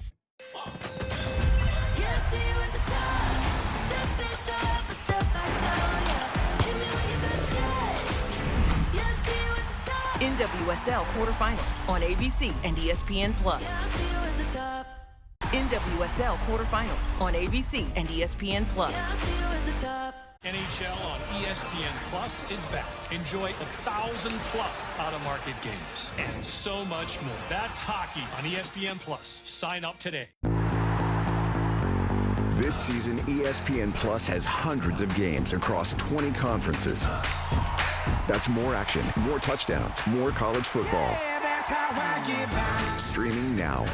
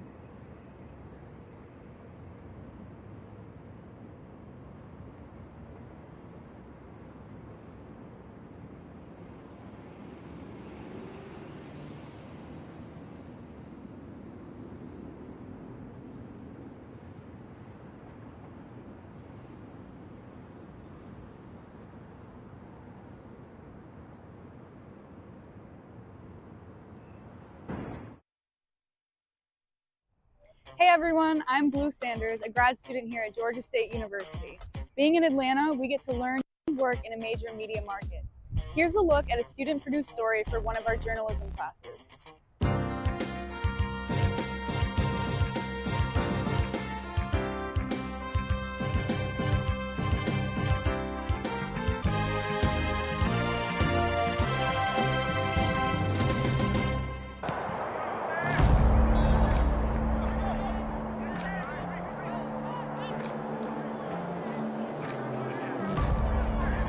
I call it the 9-to-5ers really just because the majority of the team aren't quite professional level yet. They have a 9-to-5, so we're just a bunch of 9-to-5ers that like to play some softball. It's pretty new. I haven't been playing for very long, but I love it. I've been around it for a long time. But as far as me playing, I haven't been playing for very long. I play on this team just for the love of the game. I've never played competitive soccer before in my life, but as soon as I saw this team together and on the field working together, I knew that this was something I had to be a part of. I'd say I'm a jack of all trades, master of none type of player. Like I said, don't have a lot of experience in this sport, but try to get involved where I can and just set up winning plays for my teammates. I work from home, so sitting down on a laptop all day, looking at spreadsheets can get a little mind-boggling, but once I get here on the field, I forget everything that I was doing, so it feels great. I feel great about playing on this team. I think we have really good chemistry. I think we play well together. We have great guys and girls, a lot of tennis players, so that's interesting. It gives me a good release from the day of 9 to 5. Tonight it was 9 to 8, so even better tonight. I love this team because they have such a great spirit. We know how to get serious when we need to get competitive, but then also we know how to just kick around and have fun. And my sister's on the team, and I love that. Everyone on the team knows me for being the smiley one. Actually, like, my favorite thing to do is run up and like, I'm gonna get the ball, and then I just start laughing and I freak out the other teammates.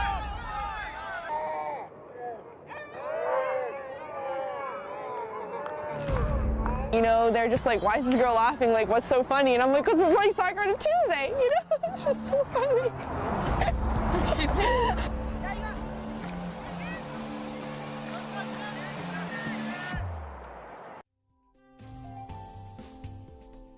If you want to see more stories like that, check out GSU TV on YouTube. Go Panthers!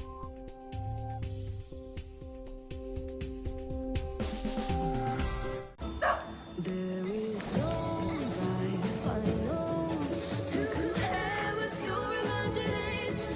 Take a look, can you see into your imagination?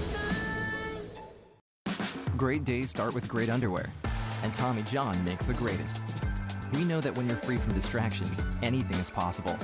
That's why everything we make is meticulously crafted from breathable stretch fabric for the perfect fit, including our sleepwear that feels even softer than it looks. When you wake up to Tommy John, each day feels better than the last because greatness is in our very fabric. Go to TommyJohn.com now for 30% off site-wide.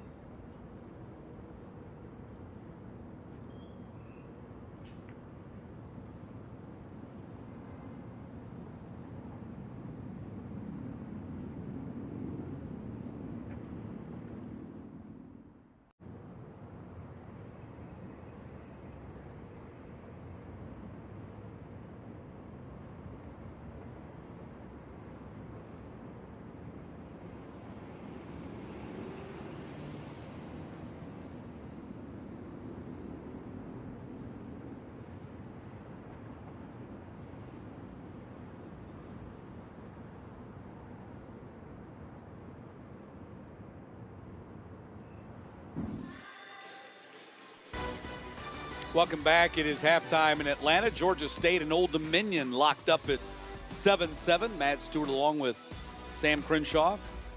Let's take a look at the Sun Belt scoreboard. We're the only game in progress other than Southern Miss, and ULM has just gotten started. They're 4 minutes into that game in Monroe. And, of course, ULM has been one of the big surprises early in the Sun Belt season at 2-0. The one game on Thursday night, James Madison throttled Coastal Carolina 39-7. And the Panthers will have the Thursday night affair coming up at Marshall this coming Thursday night. It will. It'll be a chance to go up there and see how they go against this Marshall team that is in Georgia tonight. Everything else is under the lights. Arkansas State at Texas State. And, of course, that Marshall-Georgia Southern game will be on ESPNU as you take a look at the Sun Belt standings in the East. Those are the two teams atop the conference division, East Division, who are still unbeaten in the league. And that's Georgia Southern and Marshall playing tonight at Paulson Stadium. Yep, you watch and see what happens with that one. It should be a great game, and we'll see what comes out of that for Georgia State. And over there in the West, you see there are 4 teams right now that are still without a loss. Troy and App State, as we mentioned earlier in the game, that's kind of the surprise. Those two teams battled for the conference championship in the conference championship game a year ago, and they are both off to 0-2 starts. Wow. And, of course, App State has battled the devastation of Hurricane Helene as well. So it's just been a really difficult season for the Mountaineers to this point. And Troy in a total rebuild after losing virtually everybody off last year's conference champion team, including their head coach, who is now at Tulane. They're off to a 1-5 start. Here's a look at your Sun Belt players of the week. Braylon Braxton from Marshall, 269 total yards and 5 touchdowns for the Thundering Herd as they're really playing well. That's a team with a lot of transfers. Cameron Whitfield, the defensive player of the week for the Raging Cajuns, had 4 quarterback sacks. And Van Andel, the special teams player of the week from Arkansas State. We'll see the Red Wolves here in Atlanta later on in the season. Halftime in Atlanta and a 7-7 score.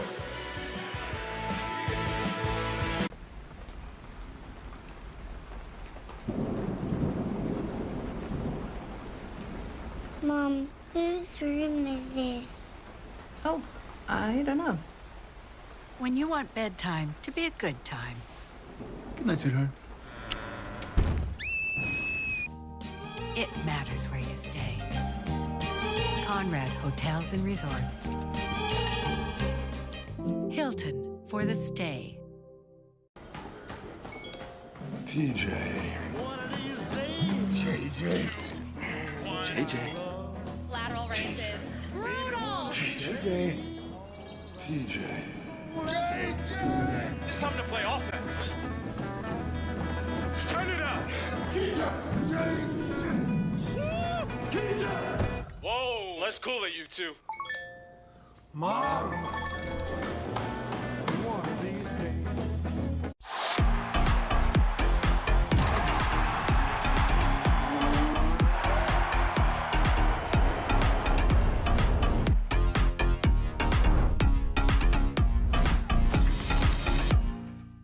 The time has come.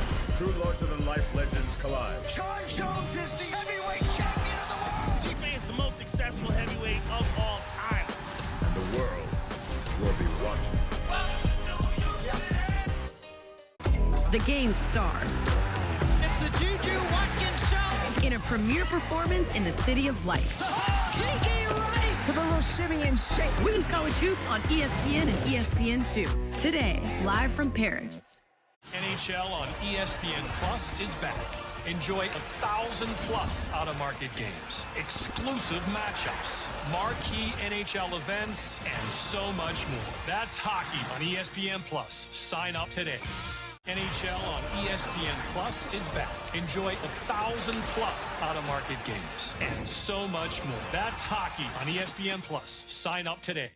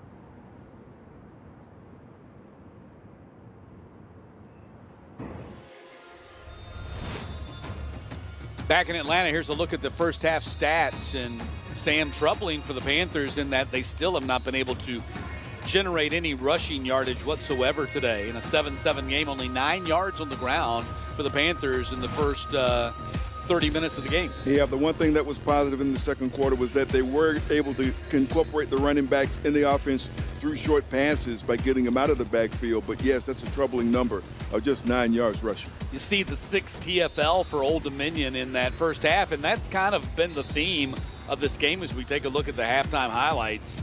In the first half, and the early story was defense for both sides on the ball. Both offenses come out and had some difficult times as the defenses were taking over. Great knockdown there, and then, of course, big nose tackle getting the stop for Georgia State right there.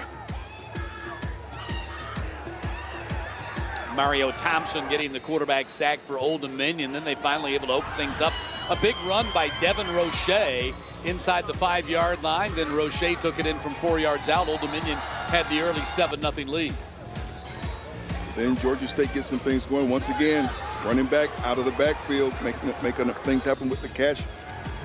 Good right there by Dukes. Yep, and then they go up top to Ted Hurst for the Panthers' only score of the game, a 20-yard touchdown reception, his 5th touchdown catch of the season. And that's where we stand right now, 7-7. We'll kick the third quarter off when we get back. There is no life I know to compare with your imagination.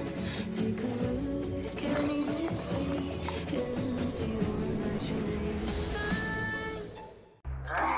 Little Jordan loved making paintings with her dad, but her sore, sniffly nose kept making her sad. Suddenly, she erupted with a fiery sneeze. So Dad grabbed Puffs Plus lotion to soothe her with ease. Puffs Plus lotion is gentle on sensitive skin and locks in moisture to provide soothing relief. A nose in need deserves Puffs, indeed. America's #1 lotion tissue. With ESPN Plus, catch live NFL games. Plus, let's go to the tape. NFL shows from some of the biggest names in the game and exclusive expert analysis. ESPN Plus equals more football. Stream now. NHL on ESPN Plus is back. Enjoy 1,000+ out-of-market games, exclusive matchups, marquee NHL events, and so much more. That's hockey on ESPN Plus. Sign up today.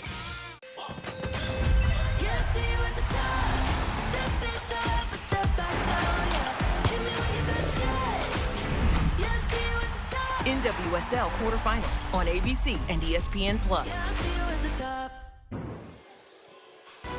Back in Atlanta as the sun's starting to set here on this Saturday afternoon in October. In a 7-7 game. Two teams that really need a victory here today to stay alive in the East Division race, falling to 0-2 to begin the season. By certainly doesn't eliminate you from the race, but certainly makes it very difficult in a division that includes James Madison and Coastal Carolina and App State.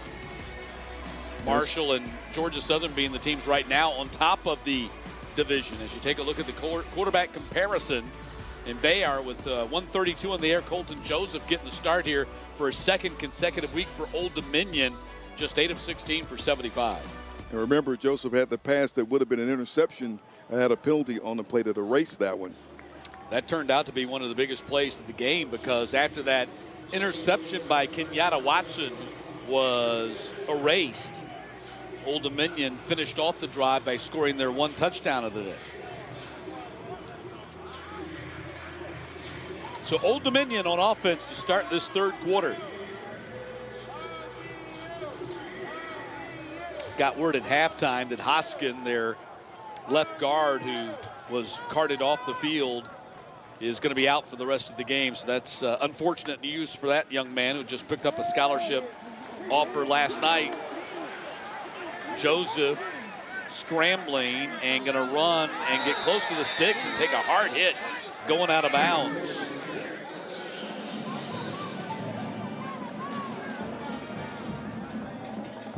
That was a big hit by Demaine Wilson as he was going out of bounds. Demaine Wilson, but watch how he'll lose the stop right here. Daniel Helmuddy was right there. Helmuddy was right there and missed him. So a 10-yard pickup on the play and a first down for Old Dominion. 1st and 10 at the 35-yard line. Right up the middle on the handoff and gets nowhere. Sims on the carry. Sims getting a lot of work today again with Aaron Young out with injury today. Yep. Daniel Helmuddy there, number 0 in on the stop, the transfer from Arizona. Yep, the running back rotation has been limited to Duke and Roche and Sims. Roche 7 carries for 27 yards. Sims 6 carries, 25 yards. 2nd down. Joseph sprints out to the right side and steps out of bounds.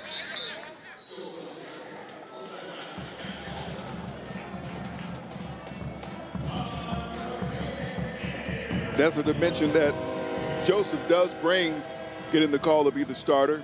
He can pick up some yardage on his own. Has 18 yards on 4 carries. 22 now after that run, and it's going to be 3rd down. Complete to Conroy. Conroy crosses the 50, flag down on the play. And Pringle in on the stop, but we do have a flag in the backfield. 13-yard pickup. Let's check the Holding, call. offense, number 71. 10-yard penalty, remains 3rd down. That's going to erase a team-leading 6th catch for Conroy right there. He's been their primary target in the passing game.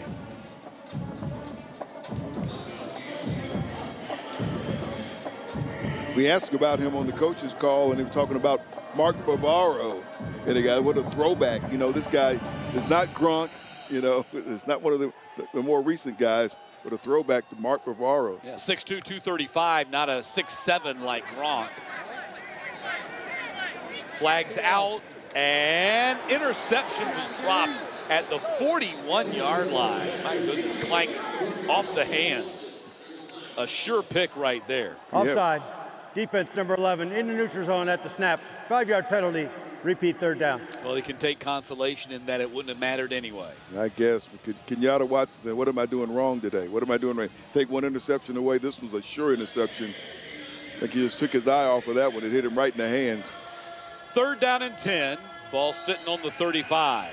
Just underway here in the 3rd quarter. Matt Stewart, Sam Crenshaw, thanks for joining us here for the Sun Belt call of this Old Dominion Georgia State matchup. Blitz is coming, and Joseph's going to go down. A quarterback sack. Dorian Royal, the defensive end, got to him at the 46, make it the 36 after he was flushed out of the pocket on the blitz. Dorian Royal, you know what this guy's playing, the difference that he potentially can make, and here he is with the stop. You saw Josiah Robinson, the linebacker, number 25, coming on the blitz, and that forced him to run right into the arms of Dorian Royal. Actually got a 1-yard gain on the play, so not a quarterback sack officially, and a punting situation here for Ian Brandt. Brandt, spiral, that's coming down at the 23, fair caught right there, and that's where the Panthers will go back on offense after Riles fields the punt. That's a 41-yard kick by Brandt. And Georgia State going on offense for the first time here in the 2nd half.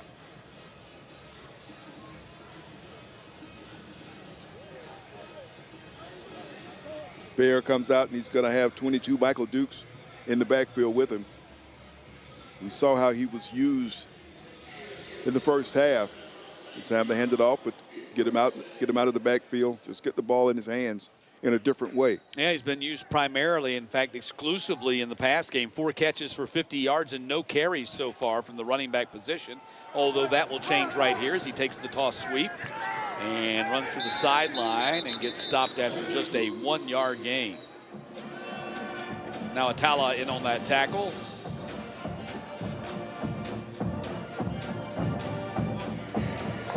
Koa now Atala and his brother Seth stepping in that Mike linebacker position after Old Dominion has played pretty much the entire season without the nation's leader in tackle, Jason Henderson. All-American on all the watch lists preseason. Got Ford in the backfield now. Swing the pass out here. One-handed catch by Ford. Ford dives forward to the 29-yard line, tackled by Harris. It's going to be third down. Ford staying down after that hit that he took. He was extended. Nice catch, one hand.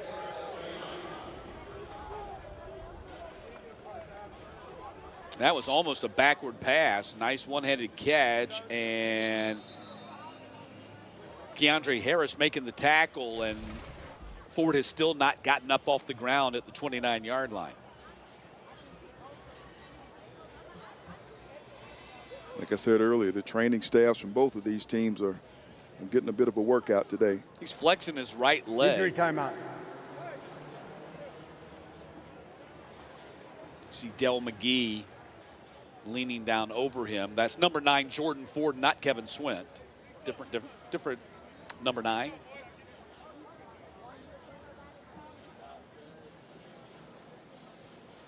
Like many of these teams in college football, you have multiple numbers. You have a number 9 on defense. You have a number 9 on offense.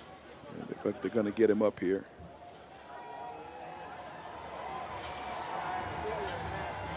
He is not moving well.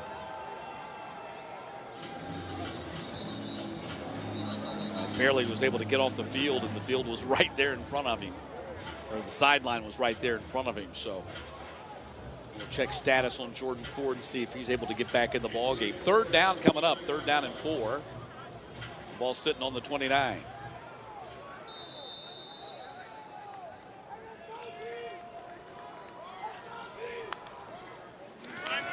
Thayer steps up to avoid the rush. Going to try to run for the first down, and he does. He dives forward to the 37. So we got a flag. It's an 8-yard pickup if it stands. Holding, offense number 67. 10-yard penalty, repeat third down. It will not stand. Ben Chukwuma was called for the hold at the left tackle position. There's 67, Chukwuma. Yeah, that's the old spin around, the carousel. Got him on the carousel, Sam. Yeah, he did. Ford's going to the locker room now. Not a good sign. Had him up there near the trainer's table. I think they're going to get him off the field. Thayer back to live action, throws incomplete, looking for Petey Tucker. Harris on the coverage. And the Panthers are going to have to leave the field and punt the ball away. Yeah, not a good look there for Jordan Ford, unable to put any weight on his right leg. And entering a very difficult stretch of the season, as you pointed out a number of times already, Sam. No more bye weeks, 8 straight weeks for the Panthers here on out. Typically, you would like to space those bye weeks out a little bit more, but as Dell McGee pointed out, the schedule was made when he got here. He inherited the schedule.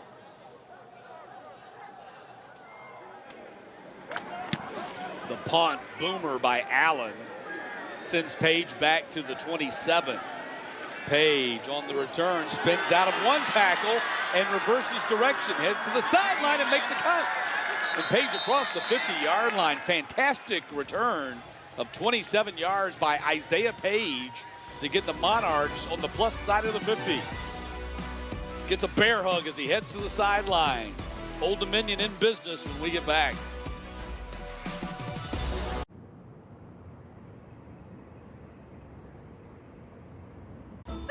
There is no life I know to compare with your imagination. Take a look, can you see into your imagination? Yeah, see you at the top. Step it up, step back down, yeah. Hit me with your best shot. Yeah, see you at the top. NWSL quarterfinals on ABC and ESPN+. Yeah, see you at the top. With ESPN Plus, catch live NFL games. Plus, let's go to the tape. NFL shows from some of the biggest names in the game and exclusive expert analysis. ESPN Plus equals more football. Stream now. NHL on ESPN Plus is back. Enjoy 1,000+ out-of-market games, exclusive matchups, marquee NHL events, and so much more. That's hockey on ESPN Plus. Sign up today. NHL on ESPN Plus is back. Enjoy 1,000+ out-of-market games and so much more. That's hockey on ESPN Plus. Sign up today. NWSL quarterfinals on ABC and ESPN Plus.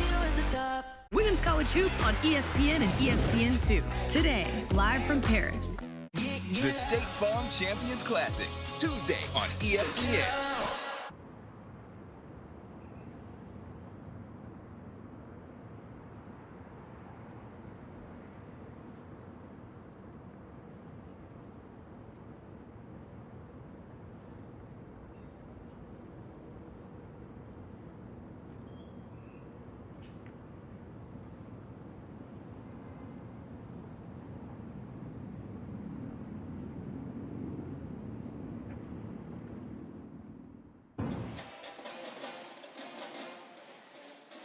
Isaiah Page with the 27-yard punt return has given the ball to Old Dominion at the Panthers 46.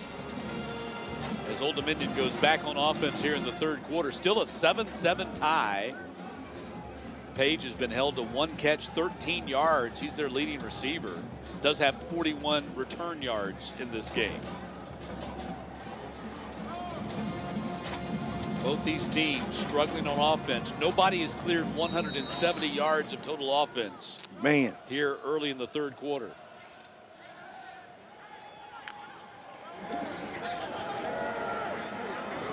As Isaiah Page running him out of the running back position, he gets tackled by Heimuli and a flag out on the play.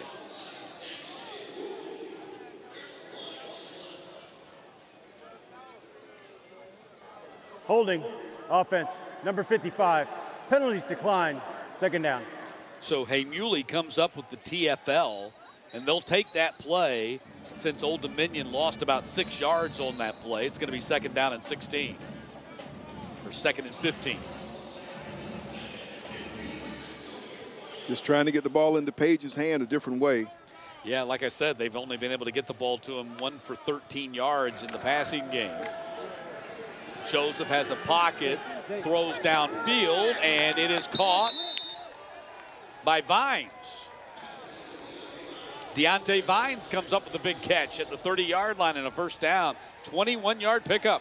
Joseph with some time that time, rolled to his left side and found his open man. First down. Makes a big difference, Sam, when you get that protection now, doesn't it?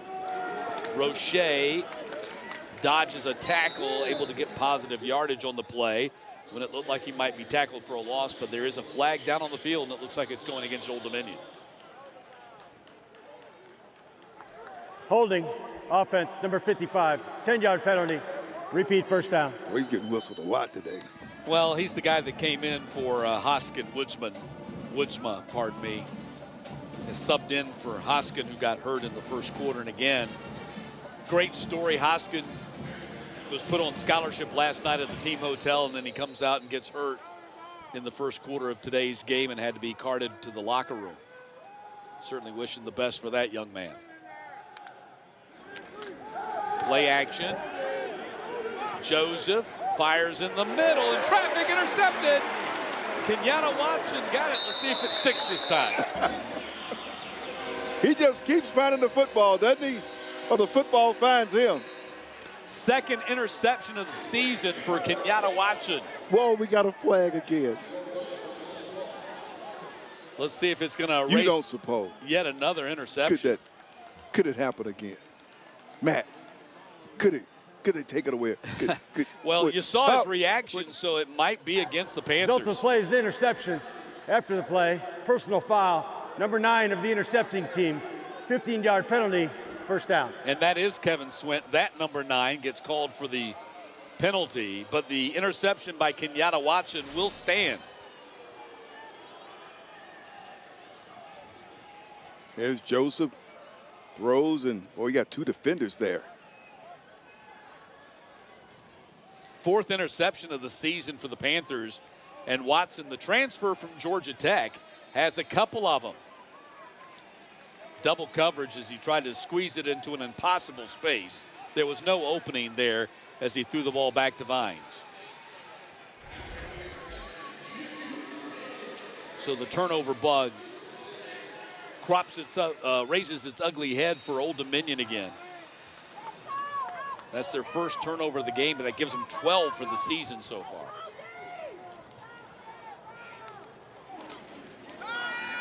Bayer, deep ball going for Hurst, and can't run under it.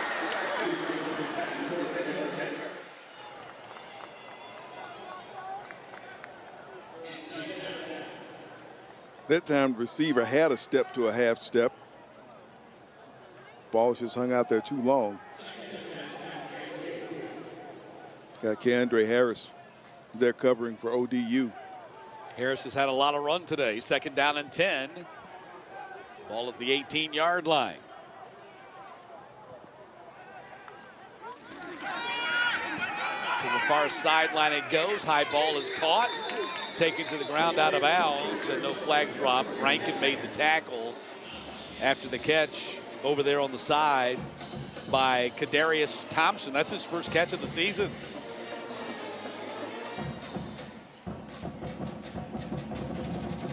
Third down and 5.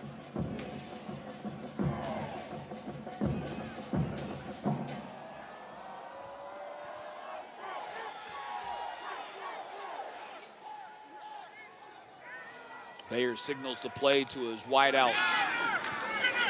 Up top on the far side, 1-on-1, and it is gonna be caught. Ted Hurst, again, just showing his great really on the field as a catch for a first ability. down. He has just been such a pleasant surprise, not to the coaching staff, but maybe to all the rest of us. Got that foot down, too. It is ruled a catch at the 29. And it is going to stand, yeah. Got that foot down, and a first down for the Panthers.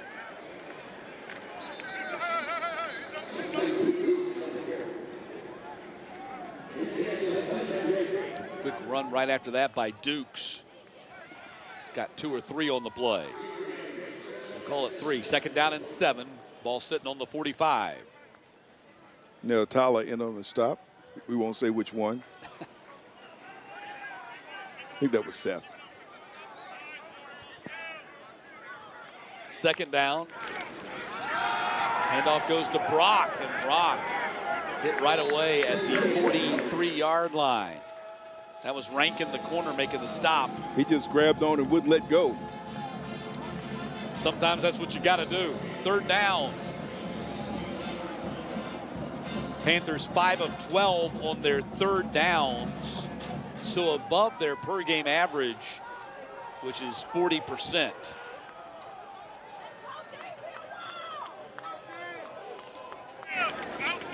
Handoff goes to Brock, and he didn't get the first down. Got stonewalled by the Old Dominion defense. Colbreth there at the point of the attack, along with 91, Ricardo Williams. And it's 4th down. Panthers keep the offense on the field. All right, it gets interesting now. You're going to go through it on 4th down. It's 4th and 2. You got to drive going because you got it through an interception. You don't want to give the ball back. You want to try to get some points here. And let's see what we dial up here on 4th and 2. Panthers 2 of 6 on 4th downs on a limited sample size. This is the first time either team has gone for it on 4th down today. Got a quarterback change. Quarterback keeper, and he gets dropped. Will Jones, and there's a flag out. Will Jones. Got Kyle Lowe stepped in. Holding, offense number 85. That'll be penalties decline. Turnover on downs, first down. Yeah, Kyle Lowe, the redshirt freshman quarterback out of Collierville, Tennessee, was in there to take the direct snap and try to run for the ball. And Old Dominion was not fooled at all as Will Jones comes up with a big stop on 4th down, and the ball goes over on downs.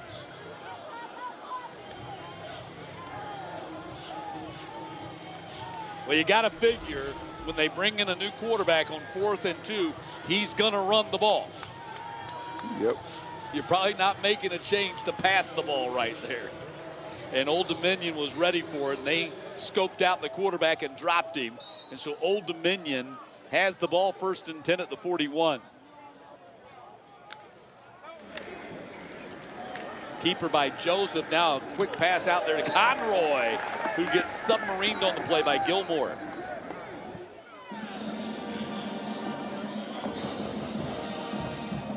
One-yard pickup on the play. Conroy making his team-leading 5th catch of the game. Tyron Gilmore in on the solo stop for Georgia State.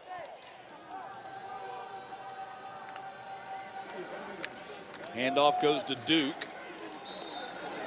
And Duke gets stopped in his tracks. Short gain on the play.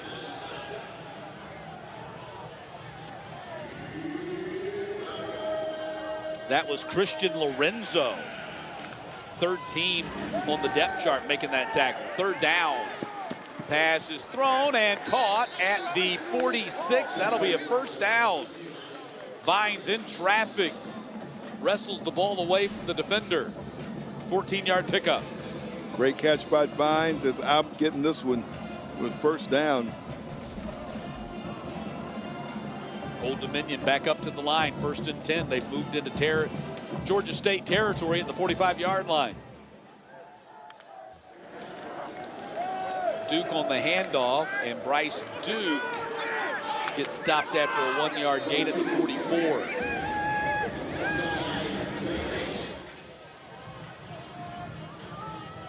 Quickly back up to the line. The Monarchs playing with tempo. 2nd down and 9.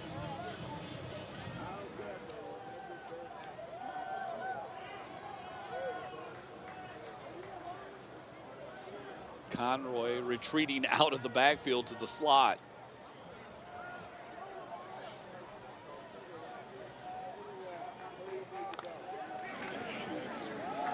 Hand off to Duke again. He falls forward to the 38. Going to bring up 3rd down and 3. Nice pickup that time by Duke. 6-yard pickup for Duke. 6 carries, 24 yards for him so far in this game. Transfer from Virginia Tech.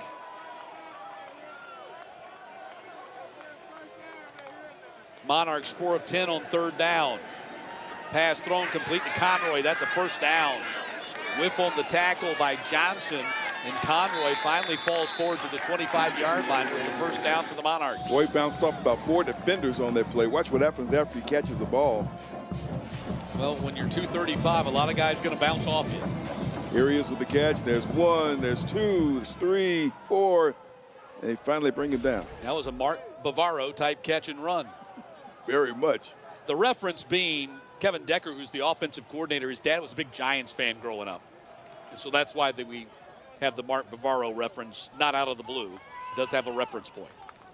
1st and 10. Handoff goes to Sims, and Sims runs through a big hole and down to the 15, and another 1st down for the Monarchs. Yeah, they're getting things done on the ground. Straight up running the ball. Yeah, he's their leading rusher now in this game, 36 yards. Keeper Joseph trying to make a cut, he slipped back. Joseph was trying to avoid the defender right there and slipped on his cutback.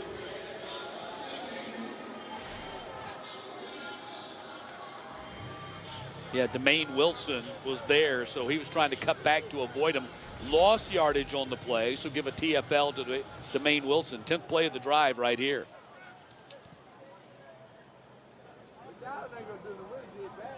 Page in motion behind the line. Joseph looks the other way, now runs with it. Inside the 10 and down to the 6. Got tripped up by Gilmore. Muley ended up making the complete tackle. And it's going to be 3rd down and 2. That's Joseph just being smart, just taking what you give me. You got all my defenders covered, but I got some green grass, right? Yeah, and Sam, that's a big reason why he's starting here today, because of his ability to make plays with his legs. We're seeing it on this drive.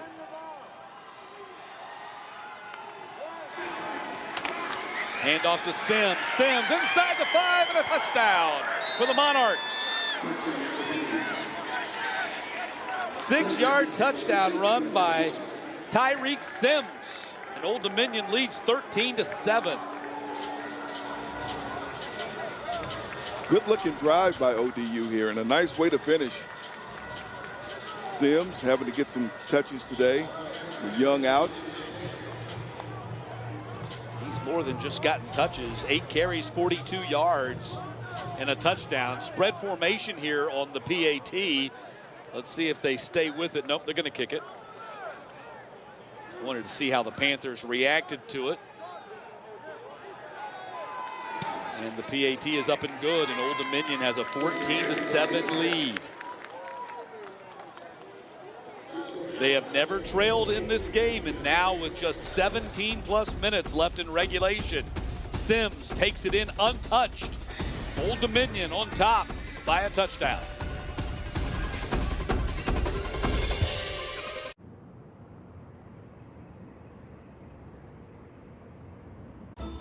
There is no life I know to compare with your imagination. Take a look, can you see into your imagination? NWSL quarterfinals on ABC and ESPN+.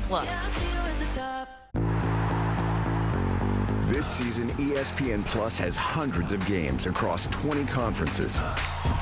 That's more action, more touchdowns, more college football. Yeah, that's how I get by. Streaming now. 4 iconic programs tip off the season with fresh faces and renewed hope. At long last, the wait is over. The State Farm Champions Classic, Kansas-Michigan State at 6:30, then Kentucky-Duke, Tuesday on ESPN. The game's stars. It's the Juju Watkins Show. In a premiere performance in the City of Lights. Kiki Rice. To the little shimmy and shake. Women's College Hoops on ESPN and ESPN2. Today, live from Paris. At ESPN, we are proud to salute America's veterans and members of the military for their sacrifice and service to our country. Tune in this week for tributes and special features across ESPN programming honoring our great service members. The time has come. Two larger-than-life legends collide. John Jones is the heavyweight champion of the world. Stipe is the most successful heavyweight of all time. And the world will be watching.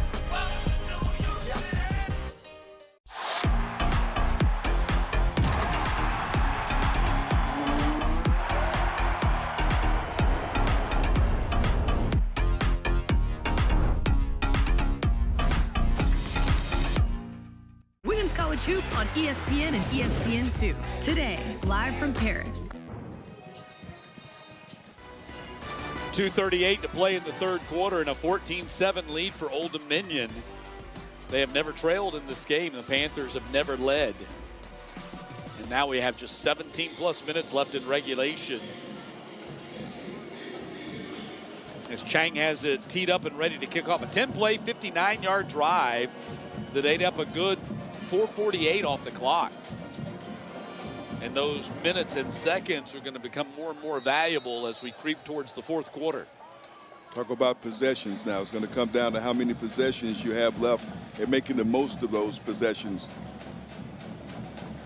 Chang 9 for 25 on touchbacks coming into the game, and this will be a touchback as it bangs in the middle of the end zone and kicks on through. And so Panthers will have it at the 25 late in the third quarter when we get back.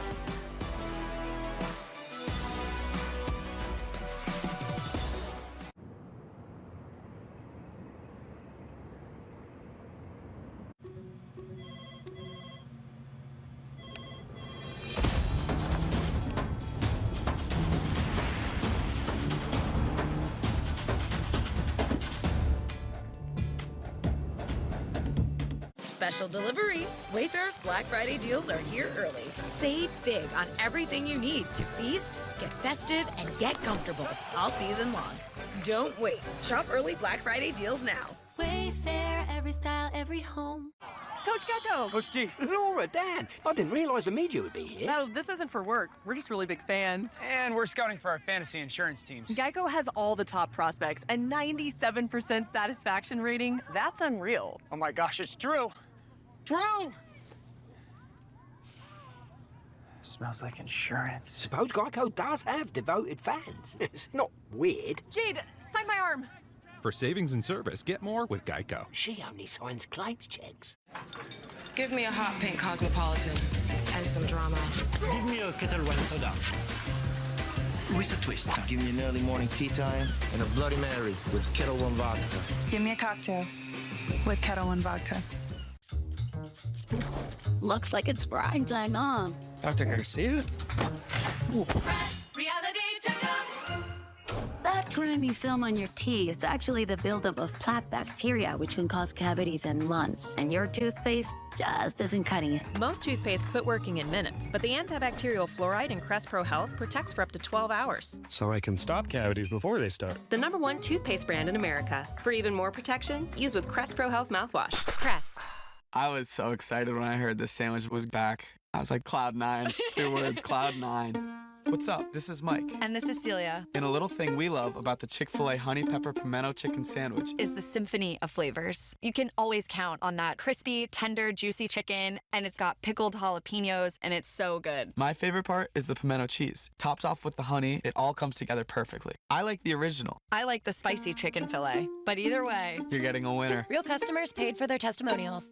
Women's College Hoops on ESPN and ESPN2. Today, live from Paris. The State Farm Champions Classic, Tuesday on ESPN. Playing the third quarter as the Panthers get ready to go back on offense, now trailing again 14-7.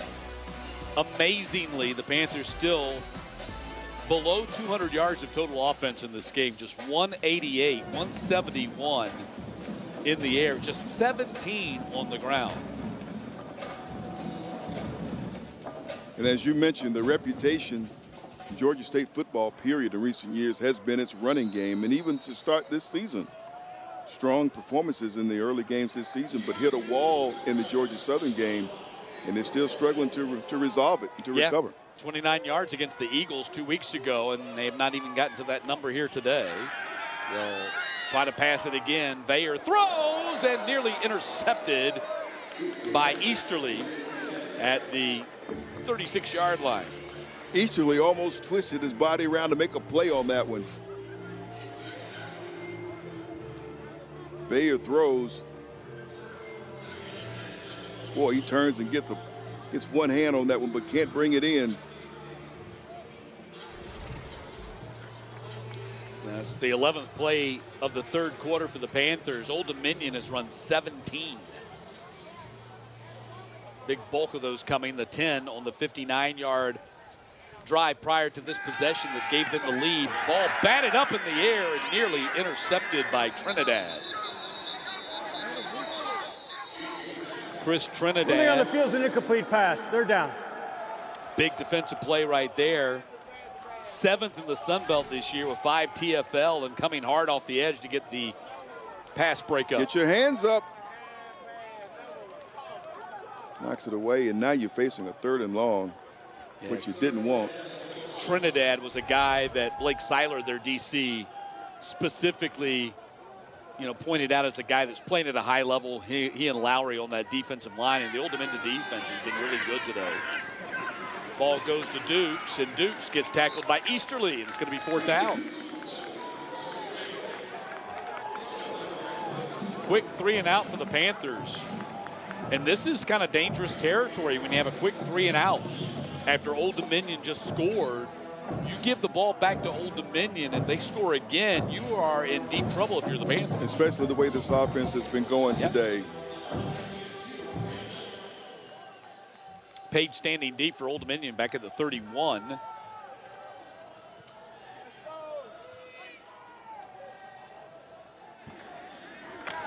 Allen, a bomb. Wow, Page has to go all the way back to the 14 to catch it over his shoulder. And runs out of bounds at the 25-yard line. That was a 60-yard bomb by Allen. He nailed it. He nailed that one. 13-yard return, so still a net of 47, which is spectacular. And Old Dominion goes on offense at the 29-yard line. So we're going to put it down with 1:35 to play here in the quarter.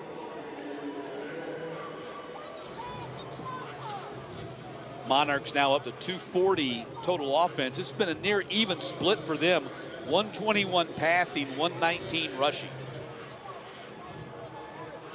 Ideally, that's what you want. You're not putting a whole lot of pressure on Joseph. They spotted the ball down at the 26. And Joseph going to run it and pick up about 16 yards on the play, up to the 42. That's a design play. Takes the handoff left side, and there's his hole. And again, this is no surprise. This is why I believe, in large part, why they decided to go with Joseph as their starting quarterback here today. Handoff goes to Roche, and he gets wrapped up by Lewis.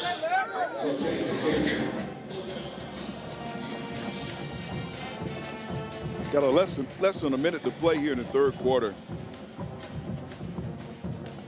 And you're right, Matt.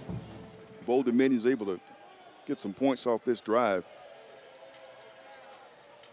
Puts them in good shape. Anything to put them up by 2 scores would be huge. On the drag across the middle, Conroy, the tight end, another big catch and run to the 45-yard line. 11-yard pickup for Conroy and his 7th catch of the game. That's Conroy, 3. Gavin Pringle in on the stop. He had 9 catches in their first 5 games. He's got 7 here today through 3+ quarters.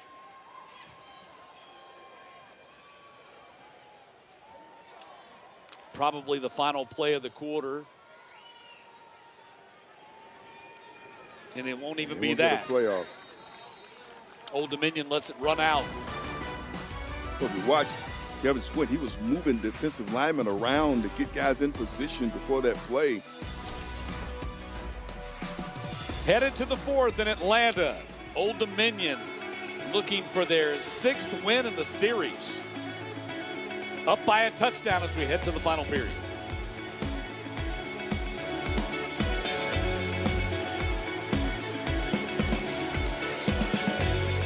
Liberty Mutual customized my car insurance, so I saved hundreds.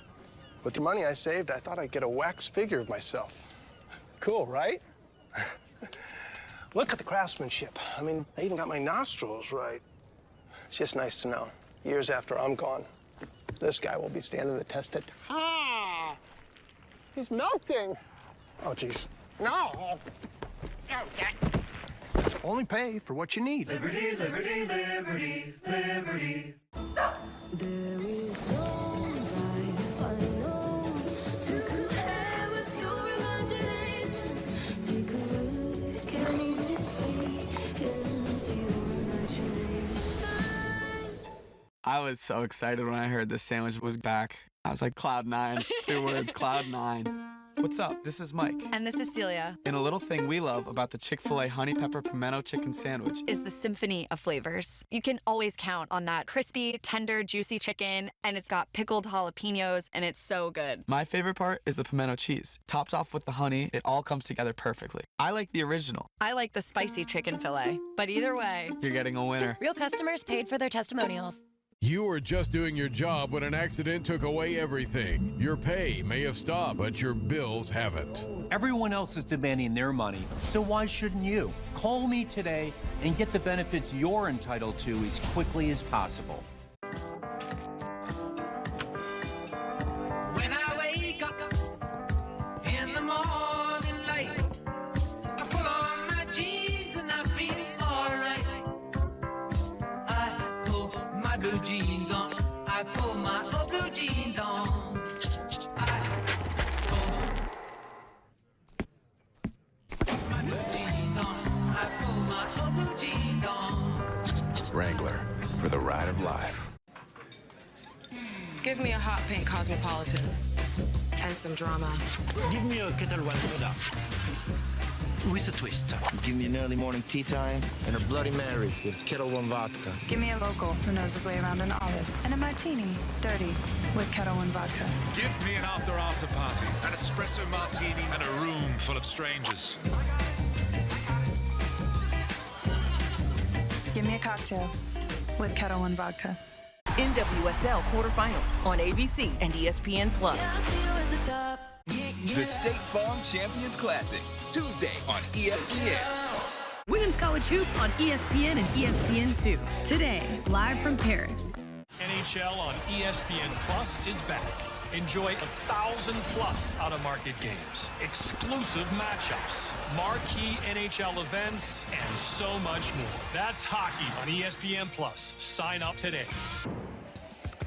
Look at Panthers linebacker Kevin Swint physically moving defensive linemen to get them in the proper alignment. My goodness. Start of the fourth quarter for Old Dominion. And Joseph going to take off running down the sideline. They didn't knock him out of bounds. And that's where he used that fear by the defensive lineman not to hit the quarterback too close to being out of bounds. He used that to his advantage here. 22, Jamari Morris was right there just to try to shove him out of bounds. 22, well, he got a block. That's Conroy with the block. 1st and 10 ball at the 18-yard line for Old Dominion as they try to go up by 2 scores here early in the fourth quarter. Roche tries to dance to the outside, gets inside the 10 and stumbles down inside to the 4-yard line. 1st and goal to go for the Monarchs.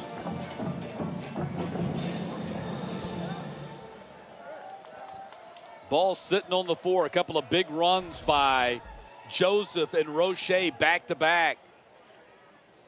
Have Old Dominion on the verge of taking a 2-touchdown lead.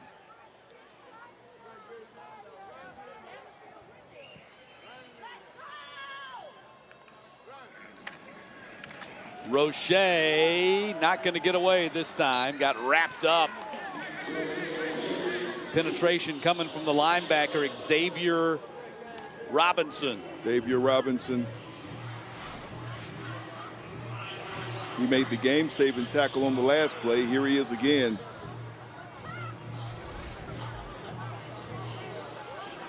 Loss on the play, 2nd down and goal from the 9.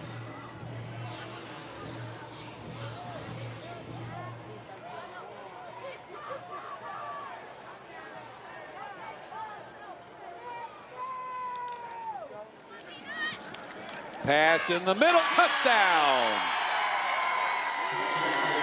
Houston with the touchdown catch in the back of the end zone for Old Dominion, and the Monarchs have a 20-7 lead.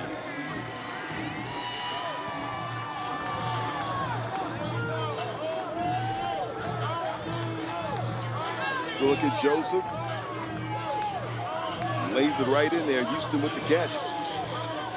Nicely executed play call by Kevin Decker, the OC. 6 different pass catchers for Old Dominion in the offense today.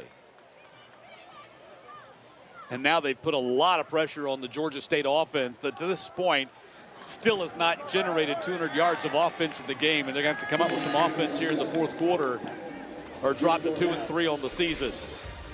Old Dominion looking for a big road win. Up 21-7 after the touchdown catch by Demarion Houston.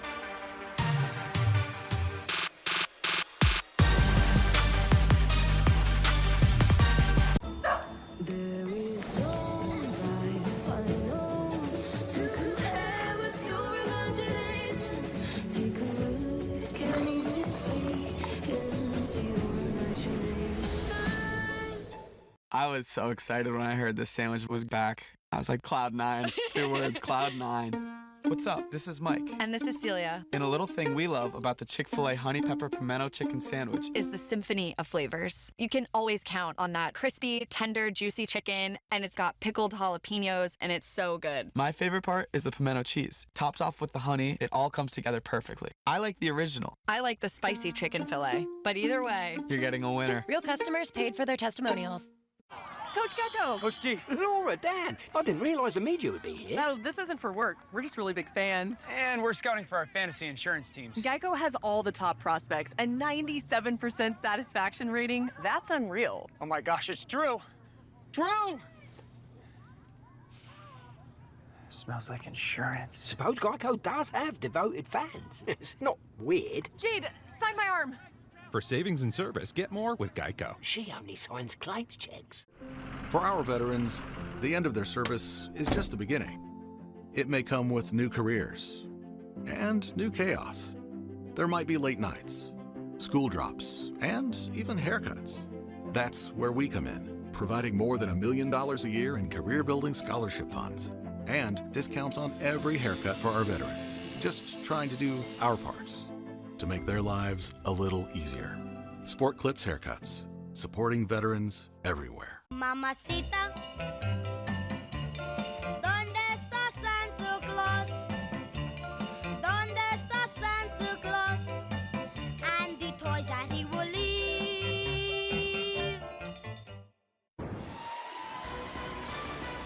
Game summary, Old Dominion with more than 120 yards of total offense over the Panthers. We just had an anemic attack today and only 17 yards on the ground for Georgia State. Likely not to improve in that fourth quarter as the Panthers, if they're going to come back, going to have to try to pass their way into it. Yep. And you see the 7 TFL and the 2 quarterback sacks for Old Dominion. Vast improvement for this Monarchs team, where Coach Ricky Ronnie was openly critical of his team's lack of tackling in the Coastal Carolina loss last week. They've done a much better job being aggressive and tackling, wrapping up, completing the play on the defensive side of the ball today. Riles on the return up to the 20-yard line, so that is where the Panthers go on offense. And 13 minutes away from another loss, trailing by 14, a 7-play, 74-yard drive that lopped 3:27 off the clock. So as the Panthers get set to start this possession, we see number 4, C.J. Beasley, running back with Bayer. Yeah, he's a Norfolk native. I had said before, I thought he was from, actually he's from Norfolk, so he's playing against his hometown team here. Went to Maury High School. And C.J. Beasley, who has not gotten much action at all for the Panthers so far this season, getting a chance to carry the ball here on this Saturday against the Monarchs. And Beasley going to pick up 2 yards on that carry. Cole Daniels makes that tackle for Old Dominion. So that's the first play of this possession. He's going to go out now. And looks like we got Freddie Brock going in. And Dukes. Hurst in motion behind the line of scrimmage. Play action, ball goes to Dukes. Dukes has the first down and more, and Dukes up across the 40-yard line, knocked out of bounds at the 42. Dukes has been the Panthers' leading receiver today. That's his 6th catch. So you bring him into the game. Now you fake the handoff to Brock and you give it to Dukes, who makes some people miss. 20-yard gain as he comes off the field. 73 yards receiving for Dukes today.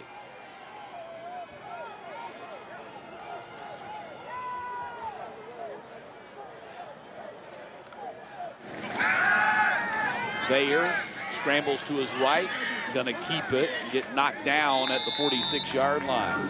Colworth came up and made the tackle for Old Dominion.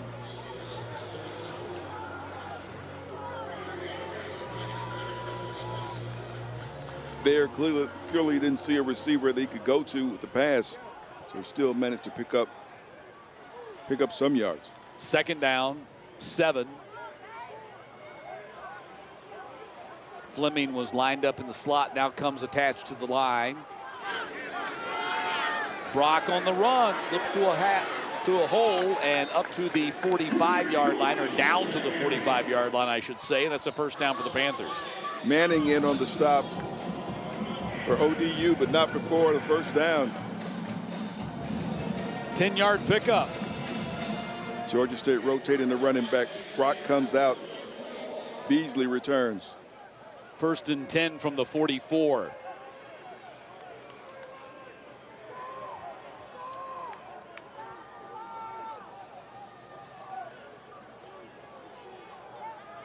Play clock at 8.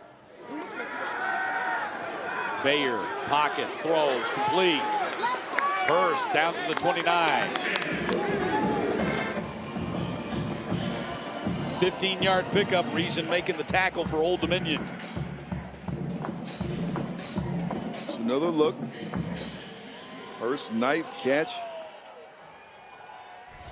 Panthers seem to have found a rhythm on this possession. Dump off, short gain across the middle to Beasley. Now Atala making the tackle. 2-yard pickup for Beasley. Beasley comes out. Dukes returns. Second down. Kadarius Thompson sprints up to the top of your screen. Dukes with the carry. His first rushing attempt of the day.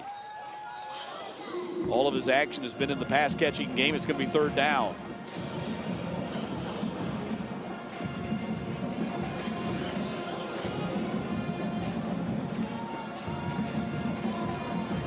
Big third down coming up here now. We got 3rd and 5. We've had a drive that's gone well to this point.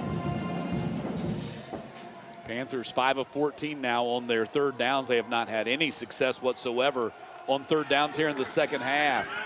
Sidearm pass, too much pepper on it. That was a hard ball thrown out there to Fleming, and Fleming looks back at his quarterback like, what the heck? It's going to be 4th down. He threw it out there so quickly. There was a defender there. I don't know how many yards he would have gotten out of it. You know, Easterly is right there with him. Easterly's been their leading tackler today with 7 tackles, 5 solos.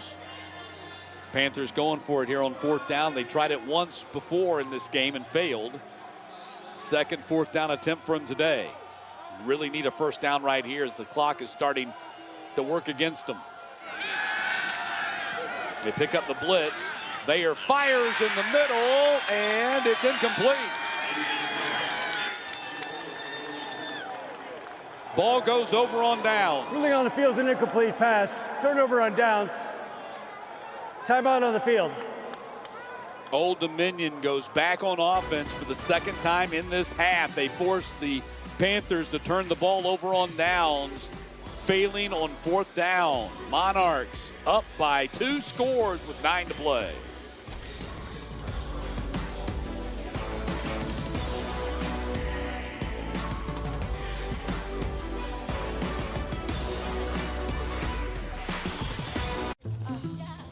Check-in time is 3. It's 2:55. I know. Is this what he's doing now? As your host, I have some rules. First, no showers longer than 5 minutes. This isn't a spa. No games, no fun. Yes, Coach.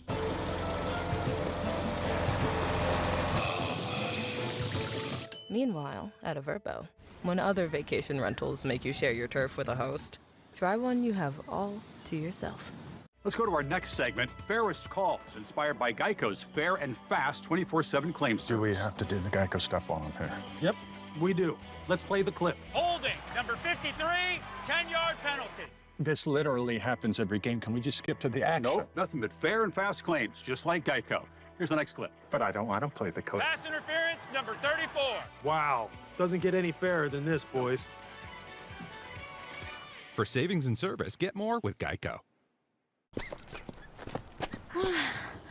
Whoa, how'd you get your teeth so white? You gotta use the right toothpaste. Dr. Campos? Give me that smile. Reality checkup. My toothpaste isn't whitening?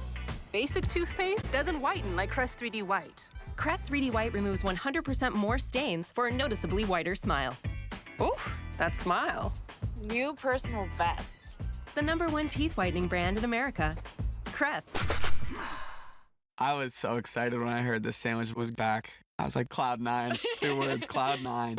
What's up? This is Mike. And this is Celia. And a little thing we love about the Chick-fil-A Honey Pepper Pimento Chicken Sandwich is the symphony of flavors. You can always count on that crispy, tender, juicy chicken, and it's got pickled jalapenos, and it's so good. My favorite part is the pimento cheese. Topped off with the honey, it all comes together perfectly. I like the original. I like the spicy chicken fillet. But either way, you're getting a winner. Real customers paid for their testimonials. This kind of tells the tale of what college football is in 2024. Look at that for the Panthers. 54 newcomers, 48 of them incoming transfers. The big thing is the date. Look at when he was hired and what, the job that Dale McGee had to do, bring this team together. Old Dominion had a boatload of new players too, but pretty much everybody does these days. Roster retention has become a big issue and a big factor, and it's one of the things that Del McGee talked about this week with us. It's not only procuring the players, but keeping them in the program. 57 newcomers for Ricky Ronnie's Old Dominion Monarchs this season, 28 transfers, so 20 less than Georgia State. Of course, he's a returning coach in his 4th season. Del McGee got hired after spring practice had already started for Georgia State. 2nd down for the Monarchs. Joseph, heavy pressure, and gets away with it. Down the sideline, what a run by Colton Joseph. All the way up to the 45-yard line. Tremendous balance to escape the pressure. 21-yard pickup. Isaiah Guy had him. He had him back there. Watch. Number 7. And just can't get him to go down. Look at him keep his balance here and turn it into a nice gain. 1st down. He's from Newport Beach, California. Looks like he had the balance of a surfer out there, didn't he? Yeah, he did. 1st Hang and 10. No doubt. 21-yard pickup and a big 1st down. As Old Dominion will try to burn some clock here. You know, Matt, you talk about retention, and I think a great example of that is a few blocks away up the interstate at Georgia Tech. I think Key has done a good job of that recruiting and retaining the guys that he had from success last year, and you see what they're able to do this season. Well, let's face it, in the age of NIL, roster retention means you got to come up with some money. Yep. I mean, that's just, I mean, it's hard to imagine saying that given where we've been historically in college football, but it really just comes back down to how much are you compensating the players. So 2nd down and 9, ball is at the 46-yard line. And the handoff to Sims, he gets stopped right away. And even with that, Matt, it's being imaginative and it's being creative, especially if you're a place that's not like an Alabama or a Georgia or an LSU or some, you know, Ohio State. It forces the other, if you're not among that group, then you got to be innovative. You got to find some different ways. But like you said, you still got to bring in the cash some kind of way. Well, with teams like Georgia State and Old Dominion, the cold reality is this. I mean, if they've got a great player and a power conference team comes knocking on the door of that player with money to offer, you can't fault the player from transferring. Joseph on the run, slides down at the 45 and has the 1st down. And now things are going to be very, very difficult for the Panthers as Old Dominion is in control of this game and the clock goes under 6 to play. But what a performance here by the Monarchs today, and Colton Joseph in his 2nd consecutive start. But the big story, I think, for Old Dominion has been the bounce back on defense. After a poor performance against Coastal Carolina, their defense has risen to the occasion today here in Atlanta. All we heard about was the tackling problems, you know, tackling issues, and haven't seen much of that today. No problem with that today. Now, what do we got going on? Ruling on the field is the 1st down. Previous plays under further review for the spot. Well, that's what we have going on. So they ruled that he picked up the 1st down on the slide, and they've already moved the yard markers. So now they're going to go back and review it to see if indeed he did pick up the 1st down. You make the call. Yeah, I think he slid down ahead of the 45. I think he's at the 45 and a half. Yeah. So I think he got a generous spot. I think they're going to respot this and rescind the 1st down. That's what it looks like. Yeah, he's down well short of the 45-yard line.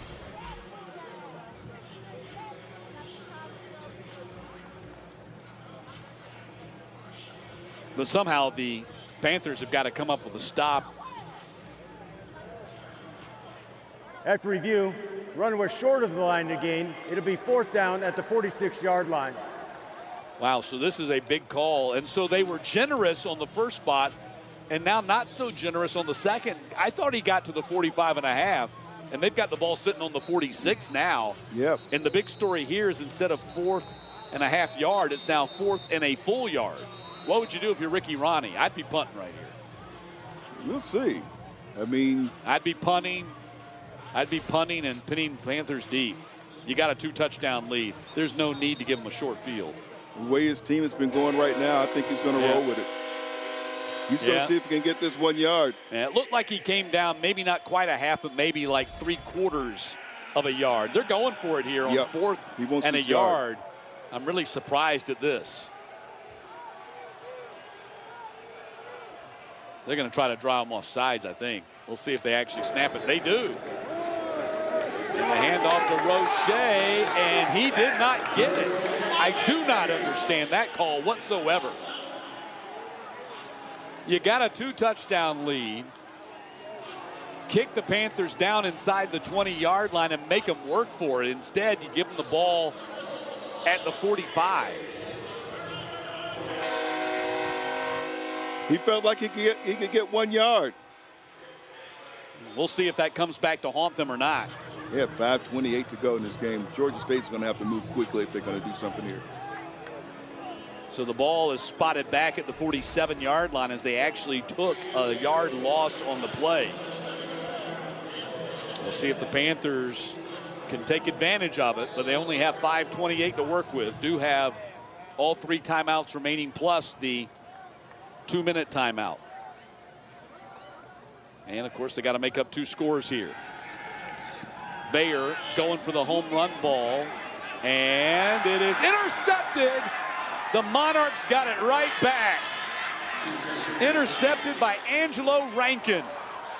So the decision to go for it on 4th down pays off for Old Dominion, just kind of an indirect way. Ruling on the field is interception by the defense, 1st down.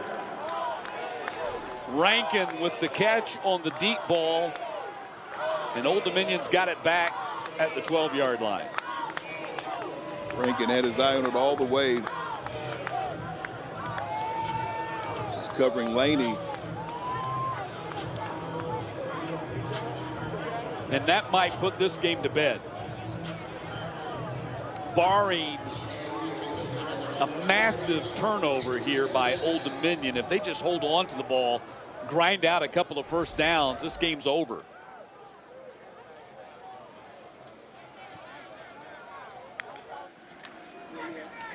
Handoff goes to Sims. Career high rushing day for Tyreek Sims.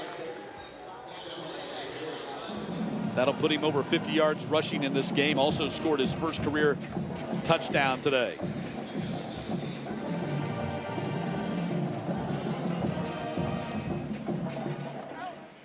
There are the numbers on Sim. 4.4 yards per carry average. He's been called on today with the absence of Aaron Young, and he's stepped up and performed well for him in that running back position. 2nd down and 6. Ball sitting on the 18, and Old Dominion taking their good sweet time. Play clock down to 1 when they snap it. Well done. Wow. Sims got leveled by Robinson. And a timeout called by Georgia State. So Panthers having to use their defensive timeouts now this early in the game because of the deficit. Look at the hit by Robinson as we go to break. Old Dominion up by 14, facing 3rd down when we get back. From tried and true to try something new. So many ways to save. Life ready, wallet happy. That's 365 by Whole Foods Market. Vicks VapoStick provides soothing, non-medicated Vicks vapors. Easy to apply for the whole family. Vicks VapoStick. And try new Vapo Shower Max for steamy Vicks vapors. Coach Gecko! Coach G. Laura, Dan, I didn't realize the media would be here. No, this isn't for work. We're just really big fans. And we're scouting for our fantasy insurance teams. Geico has all the top prospects, a 97% satisfaction rating. That's unreal. Oh my gosh, it's true. True! Smells like insurance. Suppose Geico does have devoted fans. It's not weird. Jade, sign my arm. For savings and service, get more with Geico. She only signs claims checks. Wow. Hey, Jay, this project might need a bit of zhuzhing. Hallebeck, Warren. Please let me know your thoughts. Best regards, Warren.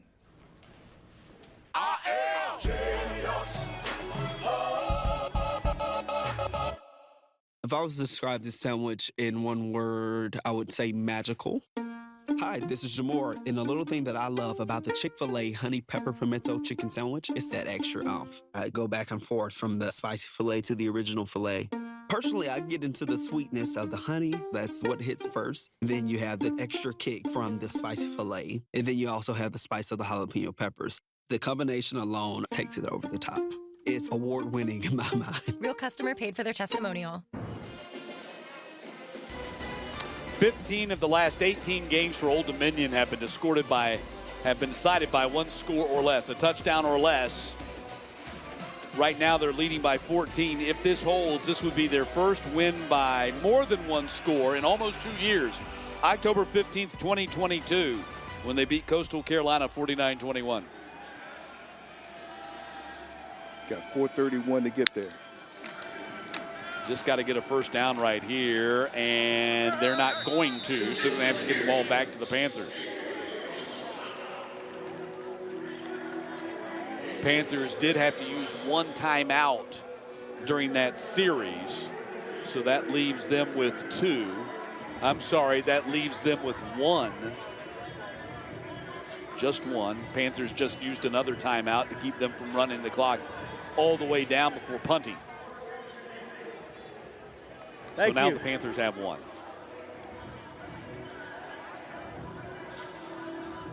So Old Dominion, looking at their second win of the season, would even up their conference record at 1-1 as you take a look at the Sun Belt scoreboard. Of course, the Thursday night game that we've talked about.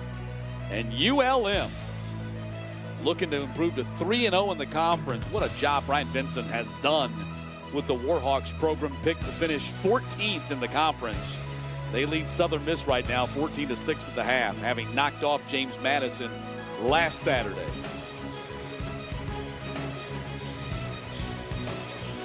Everything else is still to come later on tonight. Got games starting in about 30 minutes. Ricky Ronnie's team 426 away from a victory here in Atlanta. Would be their 5th all-time win in the series. The fumble by Riles is able to get on top of it. Second time in this game he's had trouble catching the ball on that punt return, and both times he was able to get on top of it. Got to catch it first. You know, he's seeing he's got a little bit of room there to make a move if he could, but you got to have the ball first. No return without the ball. 37-yard kick right there by Bryant. Now the Panthers go on offense. They got to score 2 touchdowns in the last 4:18.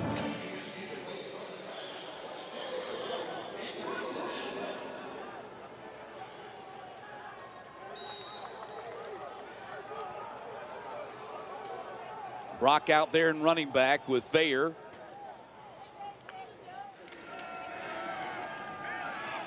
Pass is thrown, and that is complete, and that is not Veyer at quarterback. That's Zach Gibson at quarterback.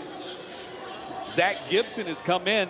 It's just the second snap taken by somebody other than Veyer at quarterback this season. So making the change here with the Panthers struggling on offense, they bring in Zach Gibson, the young man from Johns Creek High School here in Atlanta. Started his career at Akron, then went to Georgia Tech, and now here at hometown Georgia State. Gibson was the quarterback that was here throughout the spring. So Gibson getting a chance to make a name for himself right here. Going to throw the ball to this side. It's caught by Hurst at the 30-yard line, shy of the first down, 2nd down and 9. But that last deep ball by Veyer that was intercepted was enough for the coaches apparently to make the change. And just the general overall struggle of the offense all around today. Gibson dumps it off. That's a first down to Brooks. He got out of bounds. That stops the clock with 3:07.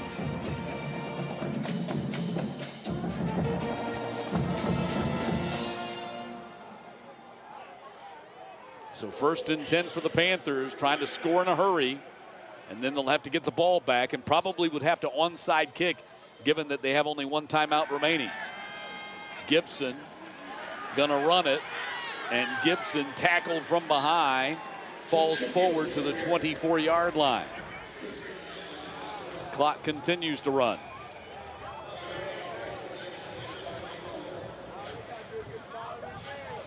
Panthers taking a long time to get set up here.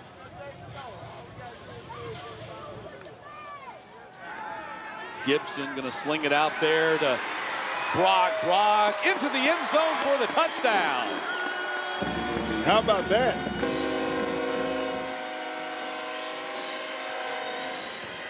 Zach Gibson coming in off the bench for the first time this season. Leads the Panthers to a score. And with 2:19 left in regulation, it's now 21-13.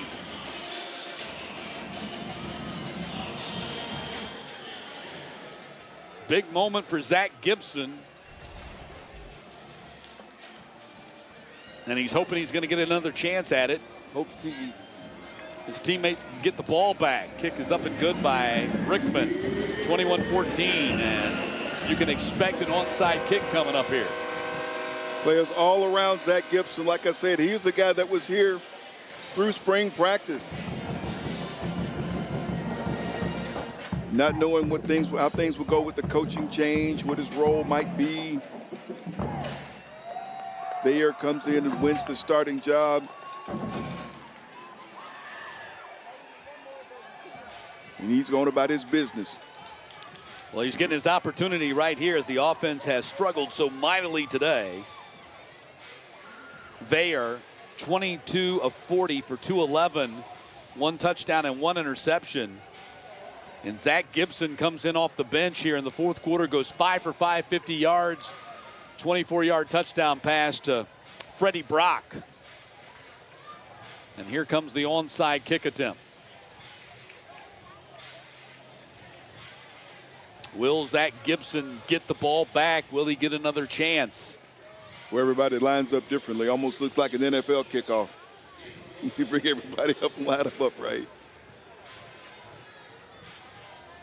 So we'll see how good Rickman. Now, typically, it's McAllister that kicks off. They're going to have Rickman do the onside kick. It does not go 10 yards. Finally, yeah, it did. Panthers got it. Whoa. Panthers have it.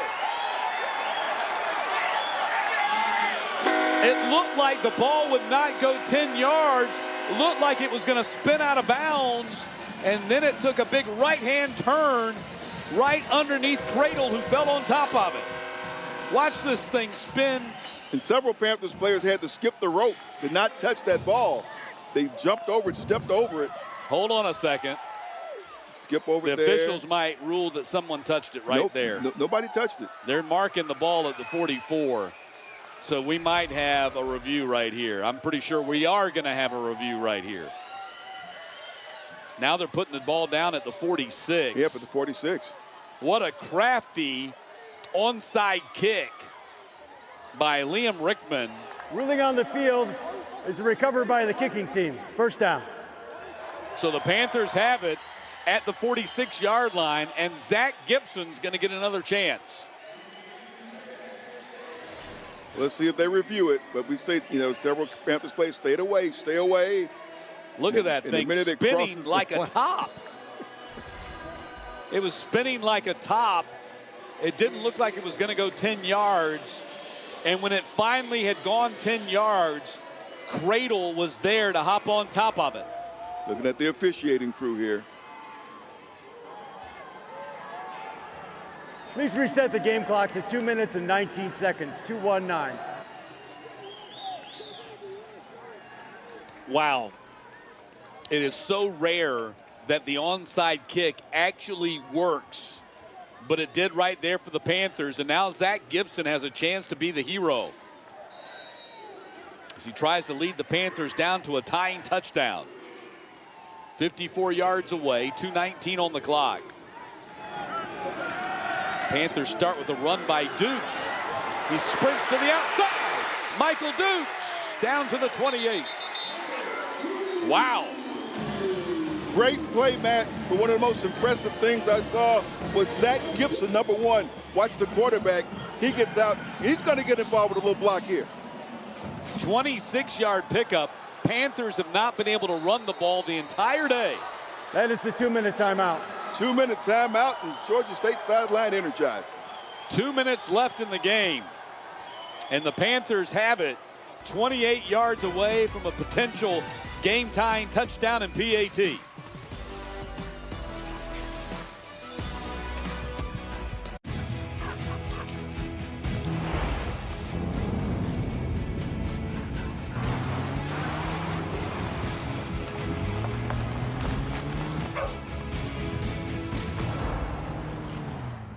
All right, Tina, 6 is hard to beat. Not for us. Okay, not soccer, but Football. Yes. We honeymooned here. Mallorca. Yes. Pass. Oh, we don't pass, Tina. Come on, baby. They help give you more. A tax professional. And they have a 97% satisfaction rating. Salami. You could have done it in a British accent. That's helpful, Randy. For savings and service, get more with Geico. See you later, Mr. Lee. Hi, Zoe. How can I help you today? Do you know if there's a less expensive option for my new Medicare prescription? Medicare? Really? I might have to see some ID, Mr. Lee. Here, let me check on that for you. Okay, so I'll give your doctor's office a call and then This is not just help with a Medicare prescription. Thank you, Zoe. Anytime. Bye. This is the human kind of help. Walgreens. If I was to describe this sandwich in one word, I would say magical.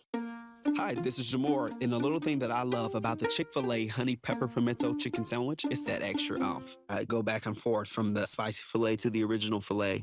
Personally, I get into the sweetness of the honey. That's what hits first. Then you have the extra kick from the spicy filet. And then you also have the spice of the jalapeno peppers. The combination alone takes it over the top. It's award-winning in my mind. Real customer paid for their testimonial. NWSL quarterfinals on ABC and ESPN+.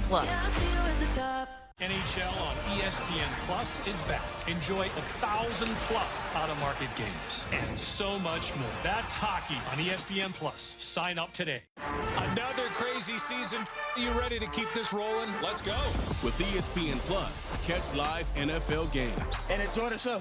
Plus, NFL shows from some of the biggest names in the game. Let's go to the tape. This ball is just thrown into a defensive team meeting. NFL Prime Time, only on ESPN Plus. Oh, did I mention our exclusive expert analysis? Why settle for some football when you can have more football? It's simple. ESPN Plus equals more football. Stream now. Panthers fans with finally something to cheer about here late in the game. Panthers trying to make a dramatic 2-touchdown rally here in the fourth quarter and knock this game up. It's 1st and 10. With Zach Gibson now in there at quarterback, replacing Christian Veilleux. Gibson gonna dump it off, and Brock's gonna get dropped right away by Colbert. Clock continues to run. Panthers have only one timeout remaining. 21-14.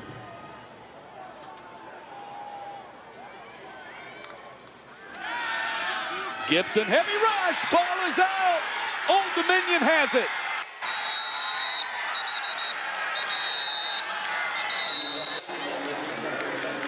Quarterback sack separating Zach Gibson from the football. Fumble. Ruling on the field is a fumble recovered by the defense. First down, Old Dominion. Did not see the pressure coming from the backside, and that might be enough for Old Dominion to win this game. Defense coming up with a big timely play. And as you said, Gibson never saw it coming. Trinidad off the edge, just leveled Zach Gibson. Trinidad 43, separating Gibson from the football. And then he recovered the fumble, or maybe he didn't. His teammate beat it to it. I think Mario Thompson was right there with him. And now with only one timeout remaining, Old Dominion can kneel this game out. Snap goes back. They haven't taken the knee yet, burning as much time as possible, and finally they do.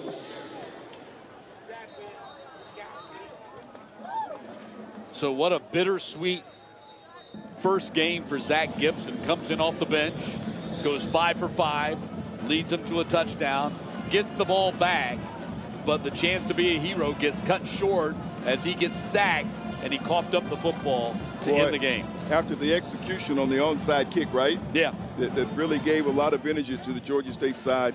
The thing of it is, being in this situation to begin with, is that the offense was so low productivity throughout the game. Snap goes back to Joseph. He'll kneel it down again. And that should do it. They should not have to snap the ball again. That should be the final play. Old Dominion back in action at home, homecoming day for them next Saturday as they play host to the Texas State Bobcats. Third and final charge timeout, Georgia State. This will be a 30-second timeout. Well, Panthers used the last timeout, so Old Dominion will have to snap it one more time. And then you've got the national television linear game on a Thursday night against Georgia Southern on ESPN2. And Old Dominion will improve to 2-4 on the season, 1-1 in the conference. Panthers have the short week this week. And you see 4 consecutive games on the road. And what a tough schedule. Marshall, App State, UConn, James Madison. And of course, Marshall and UConn, those are games coming on a short week. That UConn game is going to be a Friday night game. And the Panthers will drop to 2-3, 0-2 in the Sun Belt. And this should be the final snap right here. Panthers have no more chance to stop the clock. And Old Dominion comes into Atlanta and gets the win. Colton Joseph in his second start, and Ricky Ronnie is fired up, and rightfully so. Monarchs improved to 5-1 all time in the series.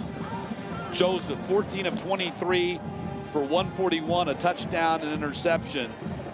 But the real story was the exact reason I think they had him in there in the first place was his legs, as his running ability, Sam, in the second half really kind of defined this game and perhaps even won it for Old Dominion. 11 carries, 98 yards rushing for Joseph. Some of those were direct snap that he just took, the call plays. Some he just didn't see a receiver that was open, and he took what was there. But very smart play by him today.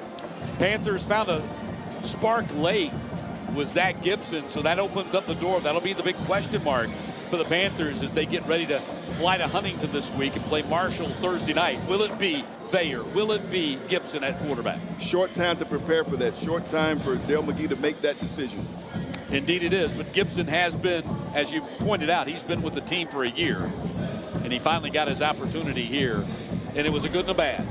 It was a good in that he led him to a touchdown. It was a bad in that he coughed up the ball that ended the rally and closed out the game for Old Dominion. 21-14 the final as the Monarchs beat the Georgia State Panthers.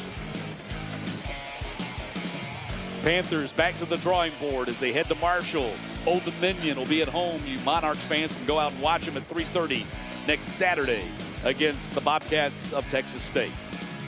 And now for our executive producer, Amy Walker, our director and associate producer, Patrick Laurie, our game producer, Thomas Mitchell, and my partner, Sam Crenshaw, and our statistician, Kevin Barnes. I'm Matt Stewart. So long from Atlanta.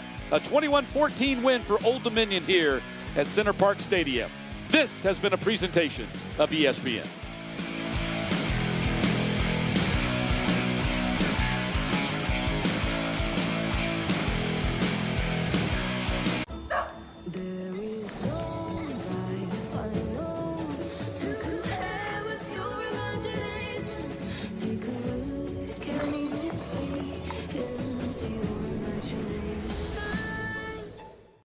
Coach Gecko! Coach G. Laura, Dan, I didn't realize the media would be here. No, this isn't for work. We're just really big fans. And we're scouting for our fantasy insurance teams. Geico has all the top prospects and 97% satisfaction rating. That's unreal. Oh my gosh, it's true. True! Smells like insurance. Suppose Geico does have devoted fans. It's not weird. Jade, sign my arm. For savings and service, get more with Geico. She only signs claims checks. Hey guys, how we doing? You ready? Hey, Adams Elementary. Go Rams. I think he needs one too. What do you think? All right. You guys ready to fight some crime? This is not just flu protection. Okay, well, you go get them, all right? Bye. This is a neighbor looking out for you. Schedule flu and COVID-19 vaccines for you and your family today. Walgreens. If I was to describe this sandwich in one word, I would say magical. Hi, this is Jamor, and the little thing that I love about the Chick-fil-A honey pepper pimento chicken sandwich is that extra oomph. I go back and forth from the spicy filet to the original filet. Personally, I get into the sweetness of the honey. That's what hits first. Then you have the extra kick from the spicy filet, and then you also have the spice of the jalapeno peppers. The combination alone takes it over the top. It's award-winning in my mind. The J. Touchdowns.